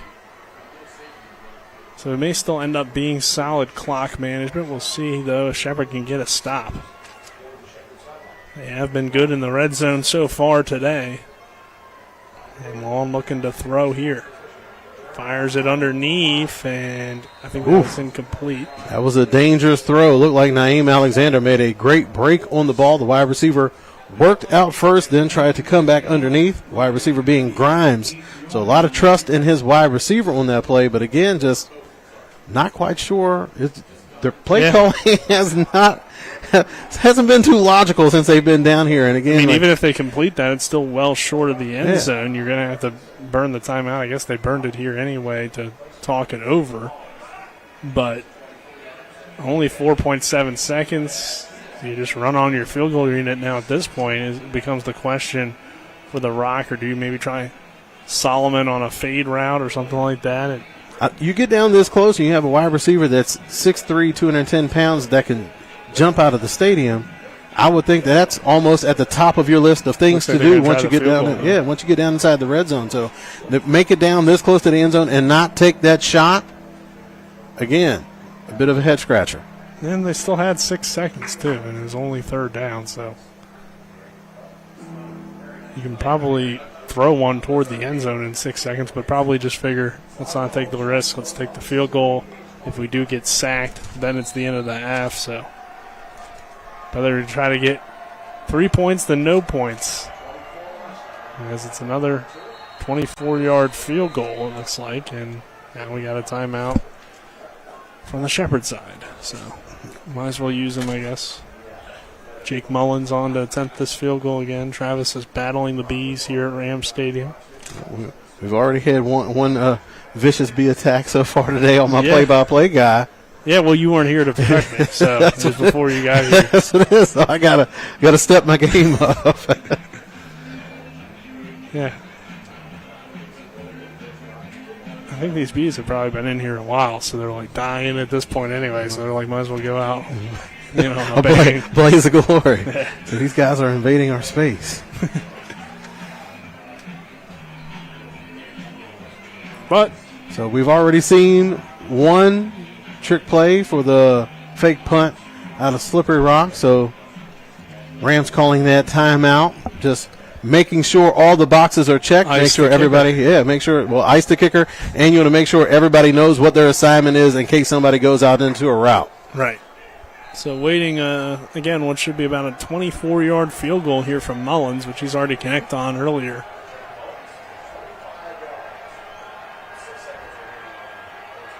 Good snap, good hold, and the kick is up, and it is good. So we'll head to halftime. We'll still got a few seconds left before halftime, but it's 13-7. We'll take another 1 minute. I'm sorry. Another 1 minute break after the scoring play, and this is Shepherd Rams football on TV 10. Hey, it's Cody from Cody's Auto Body. You're a potty mouth. But we do a really great job fixing cars after an accident. I know, but you're still a potty mouth. I'm possibly the best friend you could ever have. You are, but potty mouth. If you need your car repaired, come to Cody's Auto Body, located at 851 Wilson Street in Martinsburg. Because that's Cody's with a T for f***ing trust. See? Potty mouth. Leave me alone. It's the new normal. You live, work, and play everywhere. Whether it's the family car or the family business, you need insurance that keeps pace with your changing life. Home on the job or working from home, peace of mind comes from knowing your whole world is covered. No matter what happens or how big it grows, whatever your new normal, Erie Insurance's award-winning service and personal agents can keep pace. Call your local agent today or visit erieinsurance.com for a quote. So 13-7 our score with about 3.5 seconds to go before halftime. Nick Verzolini alongside me, Travis Smith. Shepherd has a chance for a return, but that's about it. It's a 14-play, 63-yard drive that takes 6:44 off the clock, resulting in a 25-yard Jake Mullins field goal. Our scoring drive summaries are brought to you by John Doyle for the Eastern Panhandle. 13-7 the score, and after the kickoff, we'll see here it's a squib kick, goes high. Shepherd will pick it up with Fisher, and Fisher's run some guys over before he's hit out of bounds, and that will do it for the first half of play. So head to halftime at 13-7. We won't hear from Coach McCook before halftime. We'll hear from him after they come out of the locker room.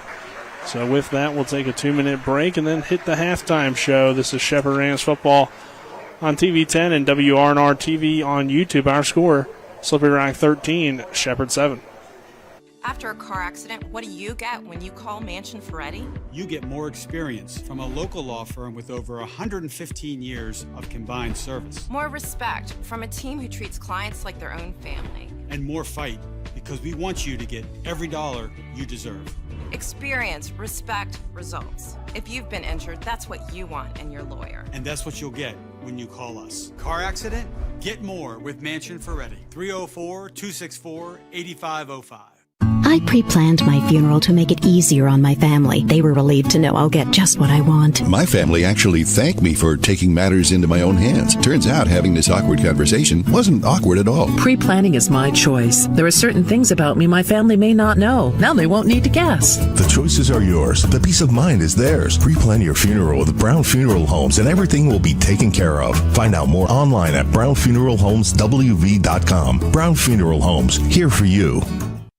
Drive More Days is back at Carter Myers Automotive, and this year we'll keep you rolling with a $1,000 gas card. Visit any of our locations to take a test drive, and we'll enter you into a drawing to win a $1,000 gas card. With that kind of money, fill up at the pump for the rest of the year, completely on us. Stop in during Drive More Days for your chance to win a $1,000 gas card. Only at Carter Myers Automotive. Owners just care more.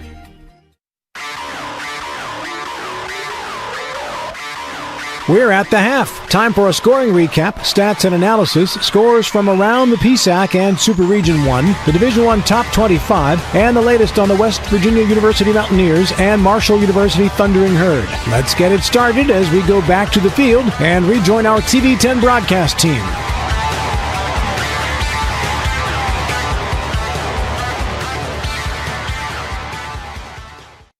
Welcome you back here to Rams Stadium. It's the halftime show brought to you by the Mansion Freddie Law Firm in Martinsburg. It's about seeking justice for you. Go to wvjusticelawyers.com. Nick Verzolini alongside me, Travis Smith here at halftime. And Travis, just your thoughts on that first half. It feels like Slippery Rock could be in more control than they are, but still a 13-7 game, and they're playing pretty well. Shepherd has shown some flashes where possible, even if the Rams don't have that fumble and a few other things, they're either closer or in the lead. Also, you could argue. So for Slippery Rock, of course, you're happy to go into halftime. You're on the road versus a tough opponent, and you have the lead. So from that aspect, you can be happy about the result of the first half. But one thing that has to be concerning for Slippery Rock is that you're letting a talented football team just hang around.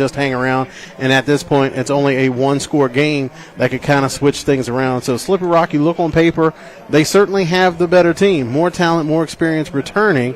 But Shepherd, give them credit. They've been able to battle and scrap. The defense has made a couple very big stands down in the goal line, forcing Slippery Rock to settle for field goals when you know that they want a touchdown. So a lot of positives for both ball clubs. I think you see Shepherd trying to rotate guys in and out on defense because they understand the disadvantage that they have up front, and they can't afford to have their starters getting wore out in the first half. Slippery Rock able to have a couple long, sustained drives, so maybe that's something that they're playing for, is that we're going to keep on having these drives, winning time of possession, and look to really break their spirit down the stretch. So the Rams going to have to look for some other areas to try to get those big plays. Had opportunities maybe for some turnovers on defense, but the Rams offense certainly still trying to feel their way around and trying to establish that identity of what type of ball club you're going to be. I think it's going to have to be on the ground game, so you're going to have to get your running backs involved in the game. Malachi Brown fumbling early on, and then you see him kind of phased out as that first half went along. So certainly some questions on the offensive side of the ball for Shepherd, but Shepherd has to feel pretty good that you haven't done much in the first half, but yet you're still only one score away. So a lot of positive vibes for both locker rooms right now, and a great opportunity to make some adjustments and see if you can either extend that lead for Slippery Rock or Shepherd to make that one play that's going to put you back out in front. First half stats are brought to you by Ollie's VIP Northside, the best local spot to catch sports or hang out with friends. Stop by 36 Veronica Drive in Martinsburg. Ollie's VIP will see you for the game. We'll start the Rams passing the football. Like Powell is 6 for 9 for 79 yards and the touchdown pass. On the ground, Powell has ran it one time for 6 yards. When you look at the wide receivers for Shepherd, Cam Dorner has 2 catches in that first half for 39 yards, including that long 32-yard reception. Malachi Brown, 1 catch for 17 yards and the touchdown. Jeremiah Taylor, 1 catch, 15 yards. And Thaddeus Stanfield, 1 catch for 6 yards. When it comes to the rushing attack for the Rams, not nearly as good as last week. Swinehart, 1 carry, just 5 yards. He only got that 1 carry. Malachi Brown has 3 carries for 1 yard. So the Rams have not been very efficient in getting their ground game going. And then defensively for Shepherd, G.O.D. Tolbert leads the team in first half tackles with 6. Purdy Carroll also has 6. Clayton Bad with 4. Naeem Alexander with 4. So just looking at those Shepherd stats here first, Travis, I mean, really, if you thought that Slippery Rock would have held the Rams to, 12 yards rushing in the first half, you'd think it'd be way more than 13-7. Absolutely. So, I mean, that's what I'm saying, that the Rams have to feel good about the position that they're in, that they haven't played particularly well on the offensive side of the ball, yet they're still within striking distance of taking the lead. And you look at those runs, and it isn't so much play calling or the lack of runs. It isn't so much play calling. It's lack of time of possession because Slippery Rock has had long, sustained drives, and then Shepherd just have these brief 3-and-outs where they're not able to really settle into their run game as much as they would like. Like we mentioned, Malachi Brown having the fumble, so he kind of got phased out a little bit. But then you would expect Swinehart and Barnett to really try to pick up the slack. But I think what we're seeing is that Rams offense certainly missing Josh Crummett and Ty Lucas up front. When you lose that type of talent up front, even though Shepherd has done a good job of developing depth over the years, bringing in those other offensive linemen, you want your starters out there. They're starters for a reason. They give you the best chance to win, and Shepherd's just trying to find that right combination up front to try to reignite this running game. Just to bounce off of your point, the Rock has held the ball for 26 minutes and 4 seconds in the first half. Shepherd has held it for 5 minutes and 22 seconds. That's a lot of time for your defense to be out there on the field in the first half. For sure. So now we'll give you some Slippery Rock stats. Braden Long in that first half, 13 of 16, 119 yards, 81% completion percentage. He's ran twice for 15 yards. In terms of the running game for the Rock, Idris Lawrence leads the way in the first half of 6 carries for 45 yards, but he did have a 32-yard run. Chris Dior, 13 carries for 40 yards. And then in terms of the receivers, Cam Cruz with 3 catches for 23 yards. Tony Grimes with 3 catches for 22 yards. Xander McClure, 2 catches for 16 yards. And Dior has caught the ball twice out of the backfield for 8 yards. And then looking at the defensive stats real quick for the Rock, Munchie Johnson with 3 tackles leads the way. Stokes Thompson also with 2 tackles, so pretty balanced defensively, but they haven't really been out there very long on defense on the Slippery Rock side of things. So Travis, as we roll down here our first half stats, and again look at some of the team stats. I mean, Shepherd only has 4 first downs in the first half. The Rock has 13. And as we mentioned, the time of possession difference really jumping out in that first half. But, overall, just Shepherd hasn't converted on a third down yet. Slippery Rock is 5 for 9. So things really just not going Shepherd's way. But, again, they're only down by 6. So if they can establish some better possession time in the second half, then who knows how this one plays out. And somebody we haven't seen so far on the field today is Jack Rosnich.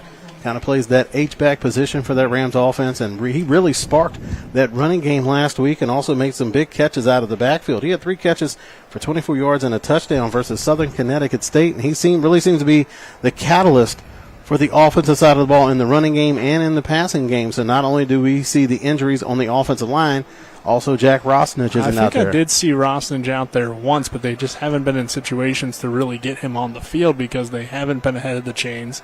They've been having to throw the ball a lot more. So I think he is active, but hasn't had a whole lot of formations where he would be in the offense. But I think I did see him once early in the game, so unless he got hurt in between then and there, but at least heading into the game, he appeared to be healthy today. So if the Rams are looking to get something going on offense, Jack Rosnich would seem to be the guy. Of all people. Right? Of all people, that can certainly provide that spark because he's so crucial to the running game and the passing game. Just a versatile weapon, versatile chess piece to have out there for the Rams offensive unit. Yeah, definitely a good point. I mean, when they lost him last year, it definitely took something away from that running game as well, even though they still had some big weeks. So Rosnich, an underrated player, part of the Rams offense. But let's go ahead and take another 2-minute break. On the other side of that break, we'll hear from Kyle McLaughlin, who will have a halftime scoreboard update for you, and then he'll send it back here as we'll get set for the second half. This is Shepherd Rams football on TV 10. Mayhem is everywhere. I'm your new bangs, and you can't stop staring at me. That's it. Just tilt the rearview mirror over here.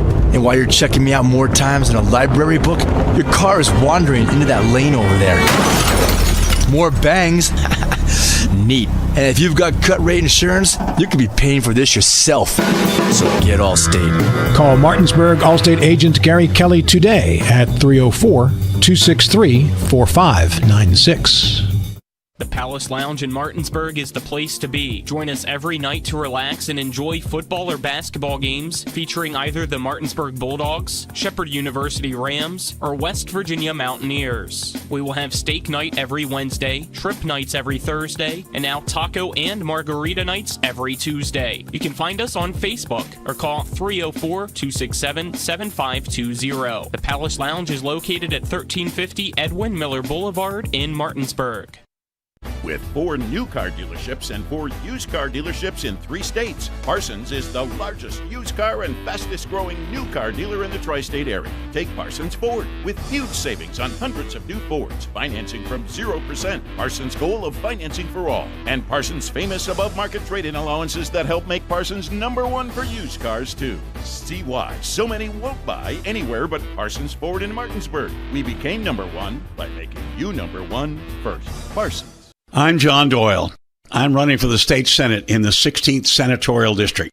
I served in the House of Delegates, and I think you can see by my record that I stand for clean air and clean water and good public schools. And I want to restore reproductive freedom for the women of West Virginia. I served in the United States Army in Vietnam, and I'm a graduate of Shepherd University. And I ask for your vote on November 5th.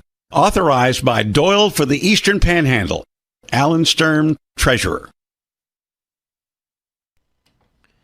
Welcome into the halftime scoreboard show on TV10 and WRNR TV on YouTube. As at the half, it is Slippery Rock leading Shepherd by a score of 13-7. Let's now take a look around the Pennsylvania State Athletic Conference. 3 games in action right now. The first being number 9 Kutztown hosting Edinboro and leading at the half by a score of 9-0. Also at the half, it is Cal U leading Westchester big right now by a score of 24-7. And just getting started about 20 minutes ago was kickoff, and Shippensburg already out to a 7-0 lead. Actually, make that 7-7 as Clarion has just scored with 9:04 left in the first. So a 7-7 ball game there now between Shippensburg and Clarion. At 2 p.m.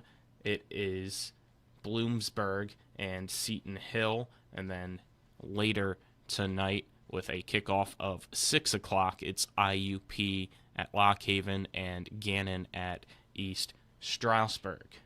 So there you go for the PSAC scores so far. Let's now take a look at some top 25 games in NCAA Division I football. Number 4 Alabama leads Wisconsin 14-3. Number 13 Oklahoma State right now dominating Tulsa early by a score of 28-0. Upset alert for number 16 LSU. They trail South Carolina 17-0.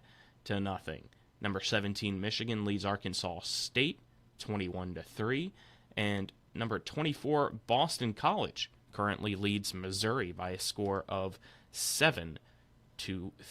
So that is the halftime scoreboard show. Again, at the half for our game, it's Slippery Rock 13, Shepherd 7. Step aside, take another 2-minute break. On the other side of that 2-minute break, we'll send it back to Coach Monty Cater Field at Ram Stadium for the second half. You're tuned into Shepherd Ram football on TV10 and WRNR TV on YouTube. Mother Shuckers. Fresh Florida stone crab straight from the boat to your throat. Blue crabs, king, snow, dudgeoness, all available year-round. Try and find that anywhere else around here. Homemade soup specials every day. Mother Shuckers is located at 1014 Winchester Avenue in Martinsburg. Mother Shuckers, we have an opinion. If you don't like it, shuck it up, Buttercup. Come on over to Mother Shuckers. Rox has 3 new chicken sandwiches for $4.99. They got the golden chicken sandwich, the hot honey mango, and one with the 4 basic food groups: chicken, buffalo, bacon, and ranch. Righteous! Rock's Local Market. 3 new chicken sandwiches, just $4.99. Rox has 3 new chicken sandwiches for $4.99. I'm getting the golden chicken sandwich or the buffalo bacon ranch. Hot honey mango for me. Dude, you don't have any eyebrows. Rock's Local Market. 3 new chicken sandwiches, just $4.99. W. Harley Miller Systems understands the need and desire for reliable and affordable smart home solutions. Secure your home with a security system and keep a close eye on your family. Automate your home with a Control4 system and have smart technology work as one. Set daily schedules to control your thermostats. Push a button and set the mood for dinner by dimming lights and playing music, or just sit back and enjoy a movie in your own home theater. Put decades of experience to work for you. Visit us at WHMsystems.com or call 304-350-1931. I'm John Doyle, and I'm running for the state senate in the 16th senatorial district. I stand strongly for your right to repair any product you purchase. Presently, manufacturers are permitted to retain as proprietary information that is necessary to repair that product. And I think that's wrong. I think you should be guaranteed that information so you can repair it yourself or take it to your friendly neighborhood repair person. I ask for your vote on November 5th, authorized by Doyle for the Eastern Panhandle, Alan Stern, Treasurer.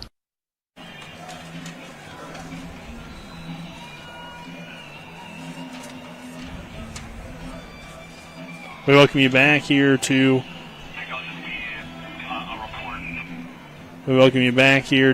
Ram Stadium. Nick Verzolini alongside me, Travis Smith. We're going to hear from Dylan here momentarily as he'll have a report on Shepherd, as it doesn't look like he'll have time to actually grab Coach McCook, but he did talk to him, I do believe, so we'll at least get Coach McCook's thoughts. Coach McCook, he's very nimble in the open field, so it's hard to track him down. Actually, it looks like Dylan might grab him right now. All right, sounds good. Dylan, go ahead and take it away. There you go. Thank you, Nick. Guys are only put 1 pretty good stops in the run game. How are you feeling about the second half of your team to improve on? You know what? We knew we were going to have to play all 60 minutes. We got a whole second half to play. You know, we're getting the ball coming out. We're going to make some adjustments. I feel confident about where we're at. We're going to compete. Yeah, you don't look at the scoreboard, don't look at the clock. We just got to play. All right, Coach, thanks for the time. Good luck in the second half. Back to you, Nick. Thank you, Dylan. As Coach McCook, usual Coach McCook stuff, right? Let's just keep playing our game, and we'll see what happens. He's always supportive, always positive, and you see why these players love playing for him year in and year out, always having that optimistic outlook. And when you got that type of talent on your sideline, that's certainly an approach that makes sense. And again, you're going up against a very tough opponent. Like we mentioned, a lot of injuries. Got a lot of inexperienced players out there playing in key positions. So the fact that you're still within striking distance going into the second half, you're in home of a rowdy home crowd. So you can feel good about your chances coming into the second half. And I just think at this point, Shepherd, you keep the pressure on, and I think Slippery Rocks are going to give you something here in the second half to give you another opportunity for a play. It was, again, some curious play calling in that first half for Slippery Rock that allowed Shepherd to hang around, and that's one thing you don't want to do is allow a good football team to just hang around because a funny bounce of the ball, and the tie can turn completely. Yeah, it should be interesting. We got about a minute here before the second half kickoff. Nick Verzolini and Travis Smith, happy to have you with us. Daryl Miller is our on-site producer. On main camera is Matt Miller. Kenny May as well on camera. And as we just said, Dylan Bishop down there on the sideline. Kyle McLaughlin, who you just heard from, back in the studio. Shepherd Rams football on TV 10 will be back again, of course, next week for the Rams' next home game against Clarion, and then the Rams hit the road. I believe it's Shippensburg after that. So, on paper, Travis, as they get into PSAC East play in particular, and even Clarion out of the West, the schedule gets a little bit easier. But we know the games that you're highlighting on the schedule, and again, you don't want to just say every game is a lock, but based off of the history, this game and Kutztown are the two games that will decide how far Shepherd's going in the PSAC this year, and then possibly, of course, where they'll play if they're able to make it into the postseason. And those are measuring stick games. There's no shame in saying that this Rams ball club, they want to make it to the playoffs. They want to make deep runs in the playoffs. So when you go out and you go against teams sorry to say it, against teams like Clarion or Lockhaven, you go in expecting to get wins against those ball clubs. But when you have a good team, you're expected to win those games that you're expected to win. What you really want to see is how your team responds when you have a comparable matchup. So when you're going up against a ball club like Slippery Rock or Kutztown, that's when you're going to get the true measure of your team, and you're able to evaluate the talent that you have, the areas that you need to improve, and you also get a good idea in your head how far that this team can go. So certainly so far, the Rams have held up to the challenge versus Slippery Rock. Let's see if they can close that gap and take the lead here in the second half against a very good football team in Slippery Rock. A few things went Shepherd's way to keep it close in a lot of ways in that first half, as we saw the Rock fake a punt on their own side of the field, resulting in short field position for Shepherd, which eventually resulted in a 17-yard touchdown reception from Malachi Brown. The Rams, though, do get the ball to start the second half, so only down by 6. This is an opportunity to possibly take the lead here in this third quarter and also build some of that time of possession, which was so one-sided in the first half. Our second half kickoff brought to you by the personal injury attorneys Burke, Schultz, Harmon, and Jenkinson. Visit burkeandschultz.com. We play hardball as we get set for this third quarter. McPherson, Travis Smith, again, happy to have you with us for Rams football. And that's going to be a key for this Slippery Rock football team going into the second half, is limit big plays for Shepherd. Want to make them earn it. So far, they haven't been able to put together a sustained drive, so if you make them earn it, don't allow those big plays to get the crowd involved. So if they're able to keep them under wraps, it's going to be to their advantage. Yon will just kick it over the head of Cam Dorner, and Shepherd will have it on the touchback. Probably a good idea. We saw Dorner return a kickoff in one of these crossover games last year on the road at Cal PA to help spark the Rams in that crazy football game a season ago. And it feels kind of similar, right? I mean, Shepherd has that big Western Division matchup early in the season. It was on the road last year, but after a home game against Southern Connecticut State where they didn't necessarily play their best football. And this year, though, they start the year 1-0. They get the shutout win, and I guess the big question is how this offense will develop around Lek Powell. And he hasn't played bad by any stretch in this first half. Just a few plays not going Shepherd's way, including the Malachi Brown fumble. And Brown starts in the backfield here, and there's Jack Rosnage on the field leading the way, and Shepherd nearly spins out of that tackle as Brown for what could have been a big play, but there is a flag in the backfield. So good to see Rosnage out there. Good to see that power formation from Shepherd. If they can establish a running game with him leading the way, it was really what was so successful for them last week, Travis. And he's so tough. They get him on the move, like we mentioned. He is a load in the backfield, a versatile threat, can be a force when it comes to blocking, but also dangerous coming out of the backfield, making those catches. So just kind of proved to be the catalyst last week to kind of get the ball rolling for Shepherd. So let's see if he has that same role in today's ball game. Rock moves up front, and Pelicano jumping to. I think that was a smart play. Yeah, that was a smart play if he's able to draw that defender off and move while he's in the neutral zone. So it looks like I think the Rock had offsides on the first down to make it 1st and 5 now, and now I believe the encroachment should move the ball even further for Shepherd.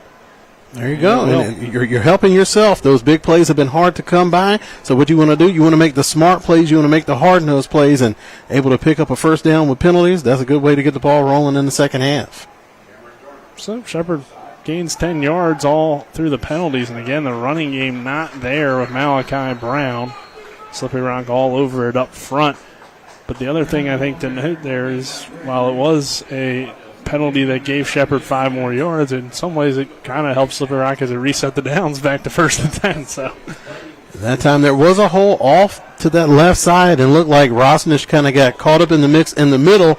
And Malachi Brown, being a disciplined running back, followed his fullback on that play, but looks like they had a gap to the backside of that play and just missed out on a potential big play out of the run game. Shepherd sending some receivers in motion here. Dorner as well as Taylor flip sides of the field. 2nd down and 10.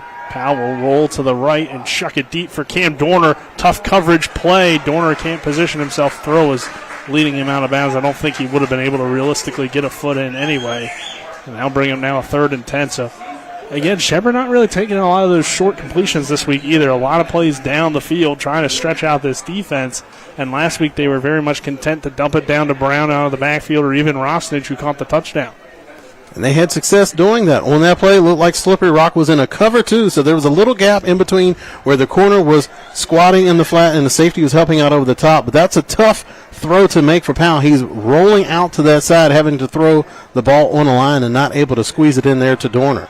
They run it here with Brown, and Brown cuts it back the other way, close to the sticks, out to about that 45-yard line where he needed to get. It will depend on the exact spot, but I think the Rams do on 3rd and 10 move the chains, and they do. So, wow. Good play. Gutsy play. On 3rd and long, you do a delay handoff on that one and allow Malachi Brown to make those type of plays. Again, he is an explosive, dynamic player with the ball in his hands. His biggest problem is that he can't keep the ball in his hands. So when he's able to do that, you can certainly see what makes him a special football player. So 1st and 10 now for the Rams from the 45. And they'll run it again up the middle. Not a whole lot of room there. Ball came out late on the Barnett carry, but whistles were already blown.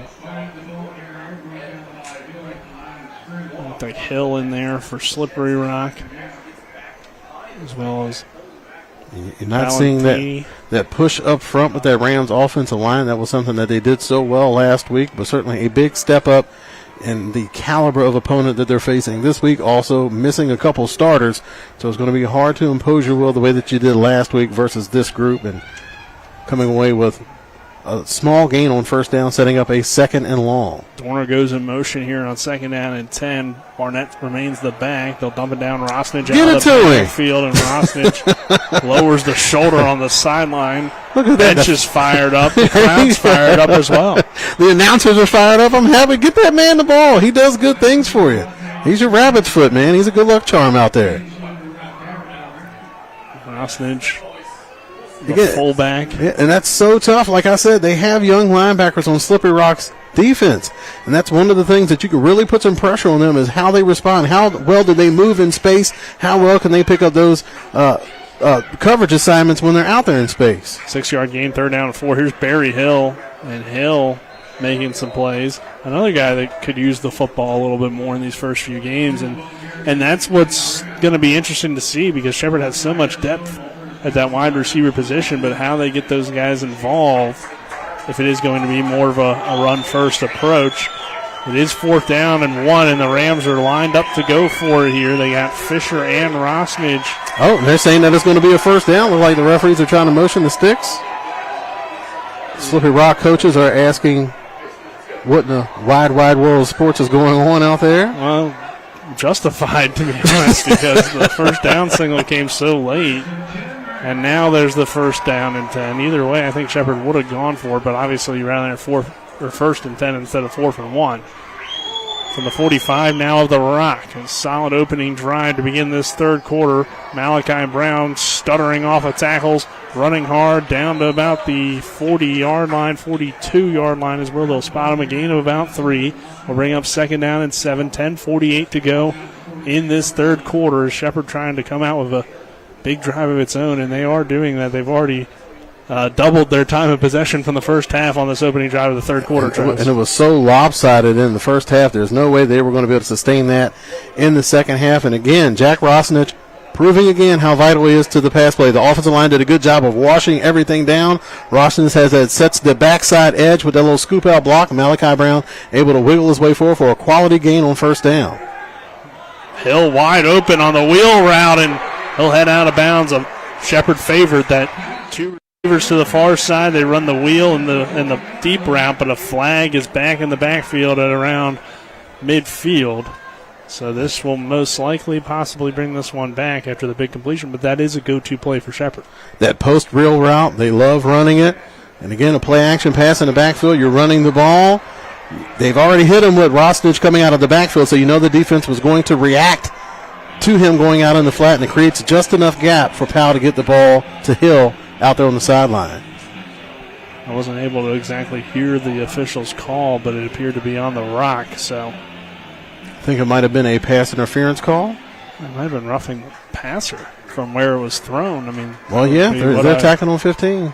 Yeah, that's what I would have thought it would have been based on where it was thrown. So 11-yard line is where Shepherd's at with 10:13 to go in this third, and the Rock up 13-7, but the Rams are driving here in this third quarter. So Leck Powell with Malachi Brown the back, and they'll hand it to Brown, and he just goes nowhere. Munchie Johnson leading the way for the Rock.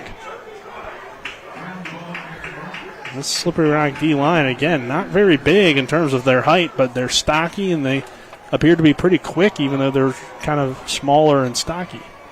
So it's a interesting look up front. Shepherd definitely has the advantage in terms of size with the offensive line compared to the D-line of Slippery Rock, and we see that kind of on the other side, but the Rock builds with more of these lower to the ground guys, while Shepherd goes with the speedy, long guys. You mentioned a guy like Munchie Johnson, 5'11", 275-pound redshirt senior, was first-team All-PSAC West last year. Powell has no one open here on 2nd and 9, and Leck throws a floater, but it heads out of bounds. Could have been dangerous there on that sideline.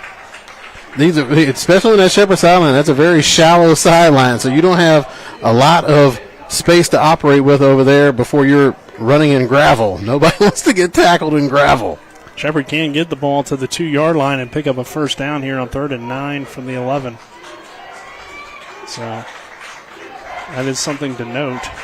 Rams subbing in receivers. Madden will check out. Hill will check in. It's Taylor to the far side at the top of your screen. Cam Dorner and Barry Hill to the bottom. And Malachi Brown is the back. Powell looks to throw. Looking for Taylor. Back shoulder throw. Knocked away. Good play from the defensive back, Josh Stokes.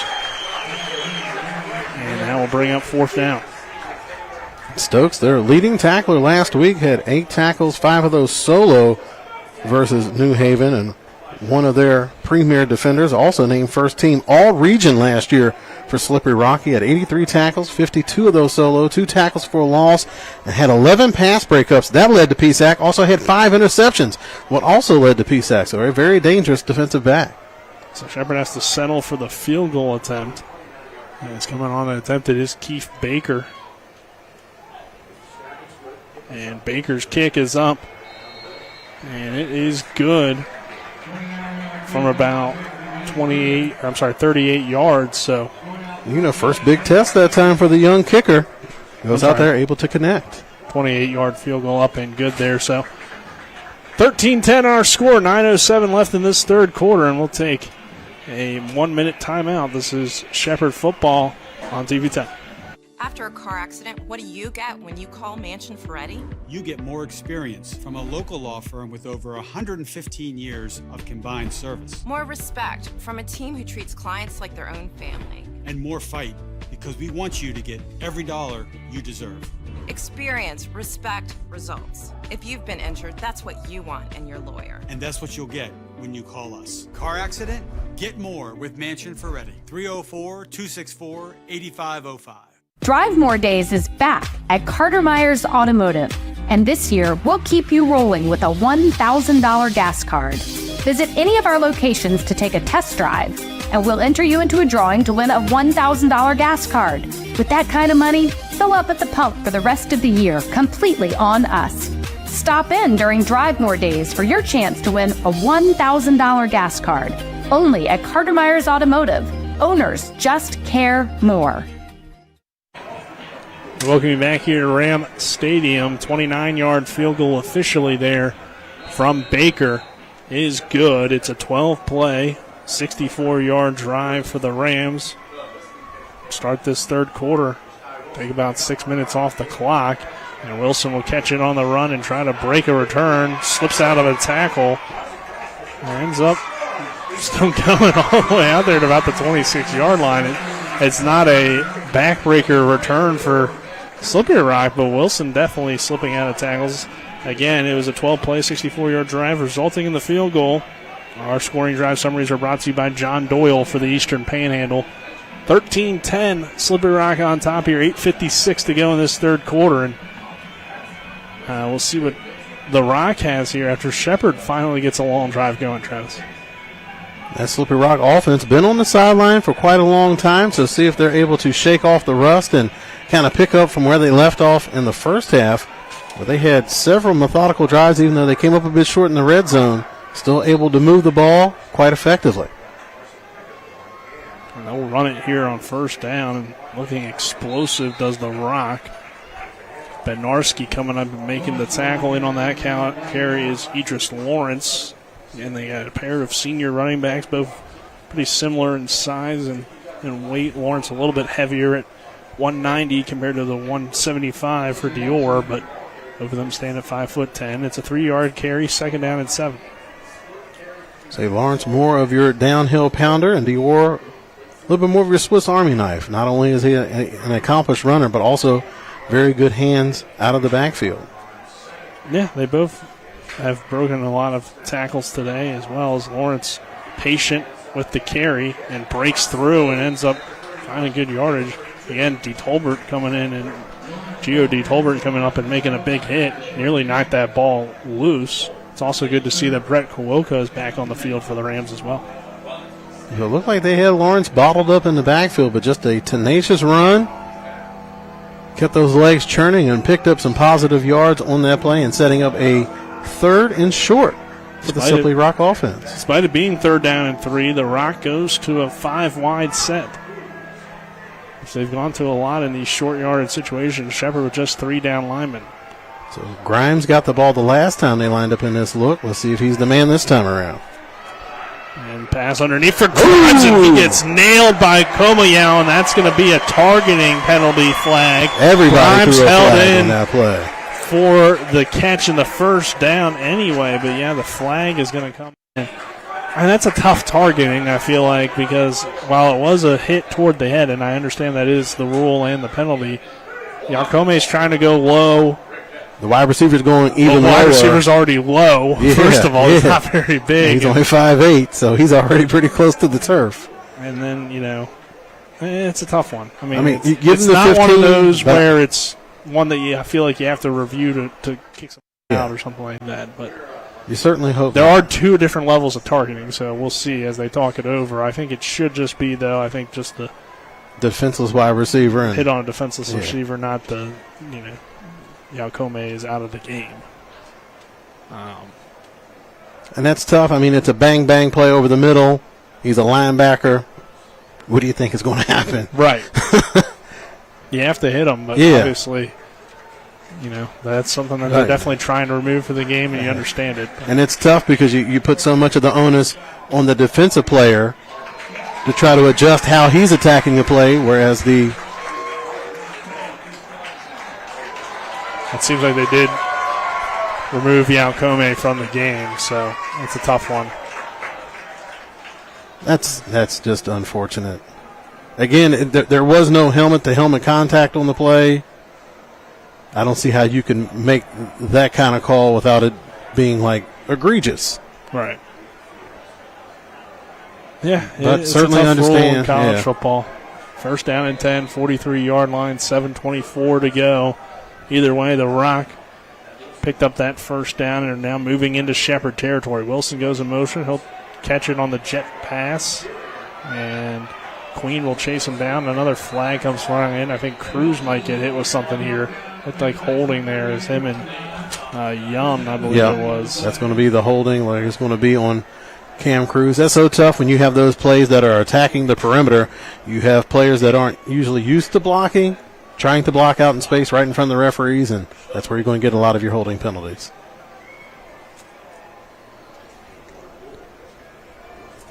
So this will back them up and possibly stall out the drive. As it is Cruz called for the holding with 7:10 left in this third period.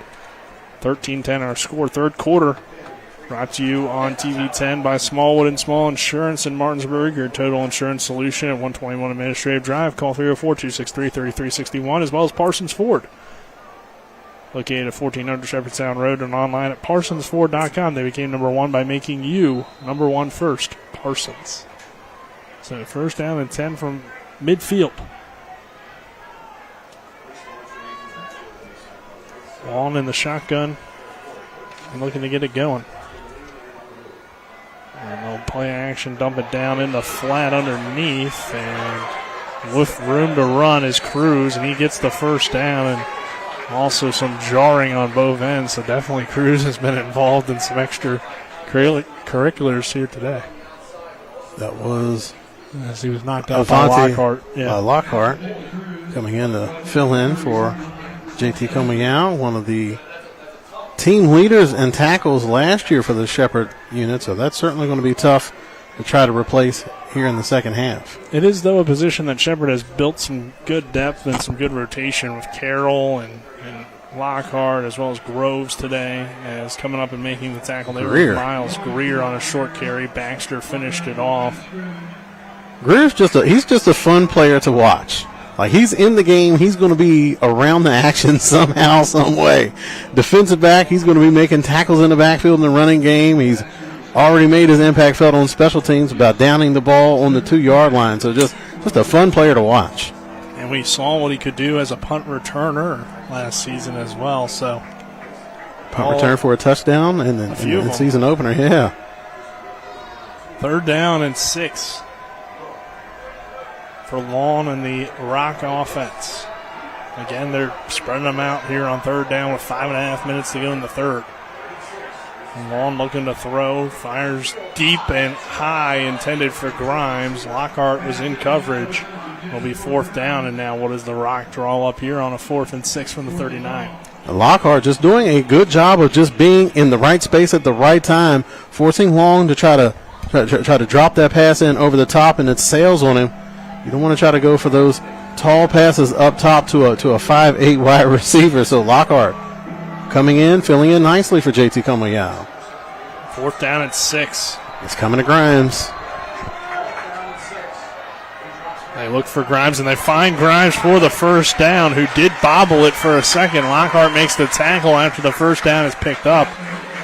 I mean, Travis, if they put him in the slot, they're looking for him on 3rd and 4th down. They are. They have him and Xander McClure over there running those tandem concepts over there, and McClure sitting down, and that's going to make those defenders, they're going to have to sit down with him because they're trying to guard the sticks as well. And then Grimes just doing a savvy job of just peeling right off of his route. Is going to create that little bit of separation, and Long was just waiting for his wide receiver to get open before he hit him with an accurate pass. So, 1st down and 10 here with Lawrence the back. 26-yard line, 4:38 to go. A rolling 3rd quarter clock, and Lawrence has a big hole. It did kind of get caught quickly, but down to about the 19-yard line as Guoka coming up and making the tackle from behind. The way that hole opened up, it looked like there was going to be room for a lot more. For sure. But again, this Rams defense is very good at reading and reacting, and if you catch them out of position, it's only going to be brief before they're able to use that athleticism to get back into position. So, about a 7-yard gain, though, on the play. 2nd down and 3, and they'll feed Lawrence again, and this time he stopped in the backfield. Coming off the edge was Lockhart to make the play. Lockhart making the most of his opportunity, has been stout in the run game so far, and has also been playing pretty good position in the passing game. That's still a tall order for a linebacker when they go to that 5 wide receiver set and you're matched up on the wide receiver caliber of Grimes.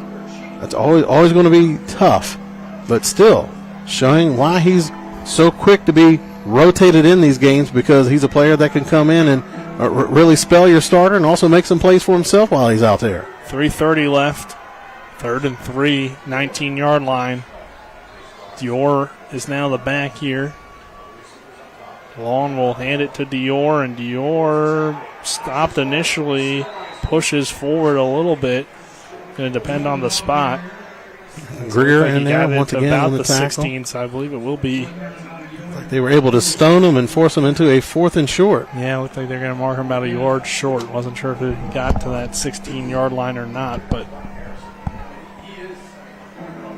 this is appears to be 4-down territory here for the Rock, despite an opportunity to go back up a touchdown. They will, at least for now, line up to go for it on a 4th down and about 1. And again, just these long, methodical drives for Slippery Rock. And they'll go QB sneak. Long stuffed initially. I don't know. I think Shepherd got there. Miles Greer, Jack Baxter, Carroll, they're all celebrating as if it was a stop for the Rams. Should be a turnover on downs, and there's the official signal. First down, Shepherd. Big time stop from that defensive unit. They have been so stout, so stingy once Slippery Rock has got into the red zone. And once again, they come up big with a huge fourth down stop. We mentioned that huge size advantage in favor of Slippery Rock's offensive line versus Shepherd's defensive line, but not the case that time. Low man wins. You saw a lot of white shirts standing straight up and down, and Long really had no crease or avenue. They overturned it. Oh, wow. I don't know how you overturn your initial call without any replays, but Slippery Rock now has the first down as the Rock crowd erupts here on the near sideline. Initially, they ruled Shepherd ball, right? I mean, how do you overturn it? Yeah. That's strange. Yeah, I don't know if I've seen that before in this level of football, an overturn on a fourth down call. So a couple without a measurement or anything. Yeah. Just we talked it over, and it's actually Slippery Rock first down. We don't know what we're talking about. I'm the guy that pointed, but okay. So first down, the Rock, and they'll run it forward inside the 10. So maybe a makeup call for that first down Shepherd got on their drive to start the second half, where they moved the chains when it looked like it was going to be a 4th and short. Could be. I don't know. Officials will, of course, tell you there's no such thing as a makeup call. 1:58 to go in the third quarter. And 13-10 is our score. Now the Rock driving deep into Ram territory. But again, Shepherd has been so good in the red zone. You still kind of favor them in this situation. Grimes in that middle position of that 3 wide receiver set. He's been deadly in the middle of the field throughout the first half. But again, they run it.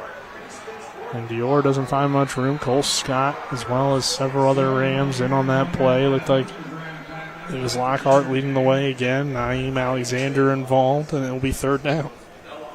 Credit to that Rams front seven. They have certainly been stout against the run here in the second half. It looked like Slippery Rock is going to be able to have their way with them early on in today's game, but Coach McCook talked about those adjustments. It looked like those adjustments were made certainly with that defensive front because they have been stingy versus the run here in the second half.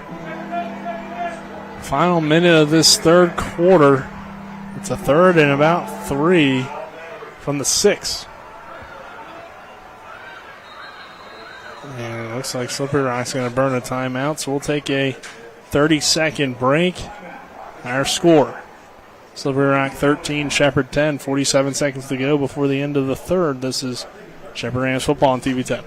The Palace Lounge in Martinsburg is the place to be. Join us every night to relax and enjoy football or basketball games featuring either the Martinsburg Bulldogs, Shepherd University Rams, or West Virginia Mountaineers. We will have steak night every Wednesday, shrimp nights every Thursday, and now taco and margarita nights every Tuesday. You can find us on Facebook or call 304-267-7520. The Palace Lounge is located at 1350 Edwin Miller Boulevard in Martinsburg. Third down and 3, 47 seconds to go before the end of this third quarter. The Rock burning a timeout here with a 13-10 lead. Travis, we had a controversial fourth down spot lead to an extension of the drive. The question now, I guess, would be is if the Rock doesn't get this first down here on 3rd and 3, would they go for it again, or would they just settle for 3 to go back up a touchdown, even though, of course, Shepherd could take the lead on an extra point. But 13-10 our score. I guess we'll just have to wait and see how this play plays out before we get into that situation. But, I mean, we've seen how good some of their receivers have been underneath, in particular Tony Grimes, but down in the red zone, the Rock just hasn't been able to punch it in against the Shepherd defense. They spread them out again here on 3rd and 3 from the 6. Long looking toward the end zone for McClure, who I think got it in, and it's a touchdown, Slippery Rock. They certainly like that spread look where they have McClure and Grimes over there on the side. That time, Grimes looked like he was trying to work that front pylon as McClure was able to work that back line of the end zone, and just a good pass by Long throwing his wide receiver open, and one of the few times that Slippery Rock has been able to punch it in for a touchdown versus this stingy Rams defense. Yeah, especially with the the initial pressure there from Shepherd. Extra point is up and good, so the Rock goes back up 10 at 20-10 with 41 seconds to go in the third. We'll take a 1-minute break. This is Shepherd Rams football on TV 10. The Skinner family has been representing West Virginians for more than 50 years. We've changed the name of our firm to Skinner Accident and Injury Lawyers because we want to be clear about what we do. We represent people who have been in car, truck, and other catastrophic accidents. We're here to be a voice for the injured and vulnerable, and we take that job seriously with deep commitment to serving our clients wherever they are. Just Google Skinner Accident Lawyer or visit SkinnerWins.com. We'll treat you like family. Mommy, where does flavor come from? Well, when people love food, they cook it on a Traeger grill. Meat, corn, even pie. And then the Traeger does the rest, which brings everyone to celebrate this beautiful thing that they've created. Because when you share delicious food with your friends, that's the flavor of life. Shop now and save at Orsini's today.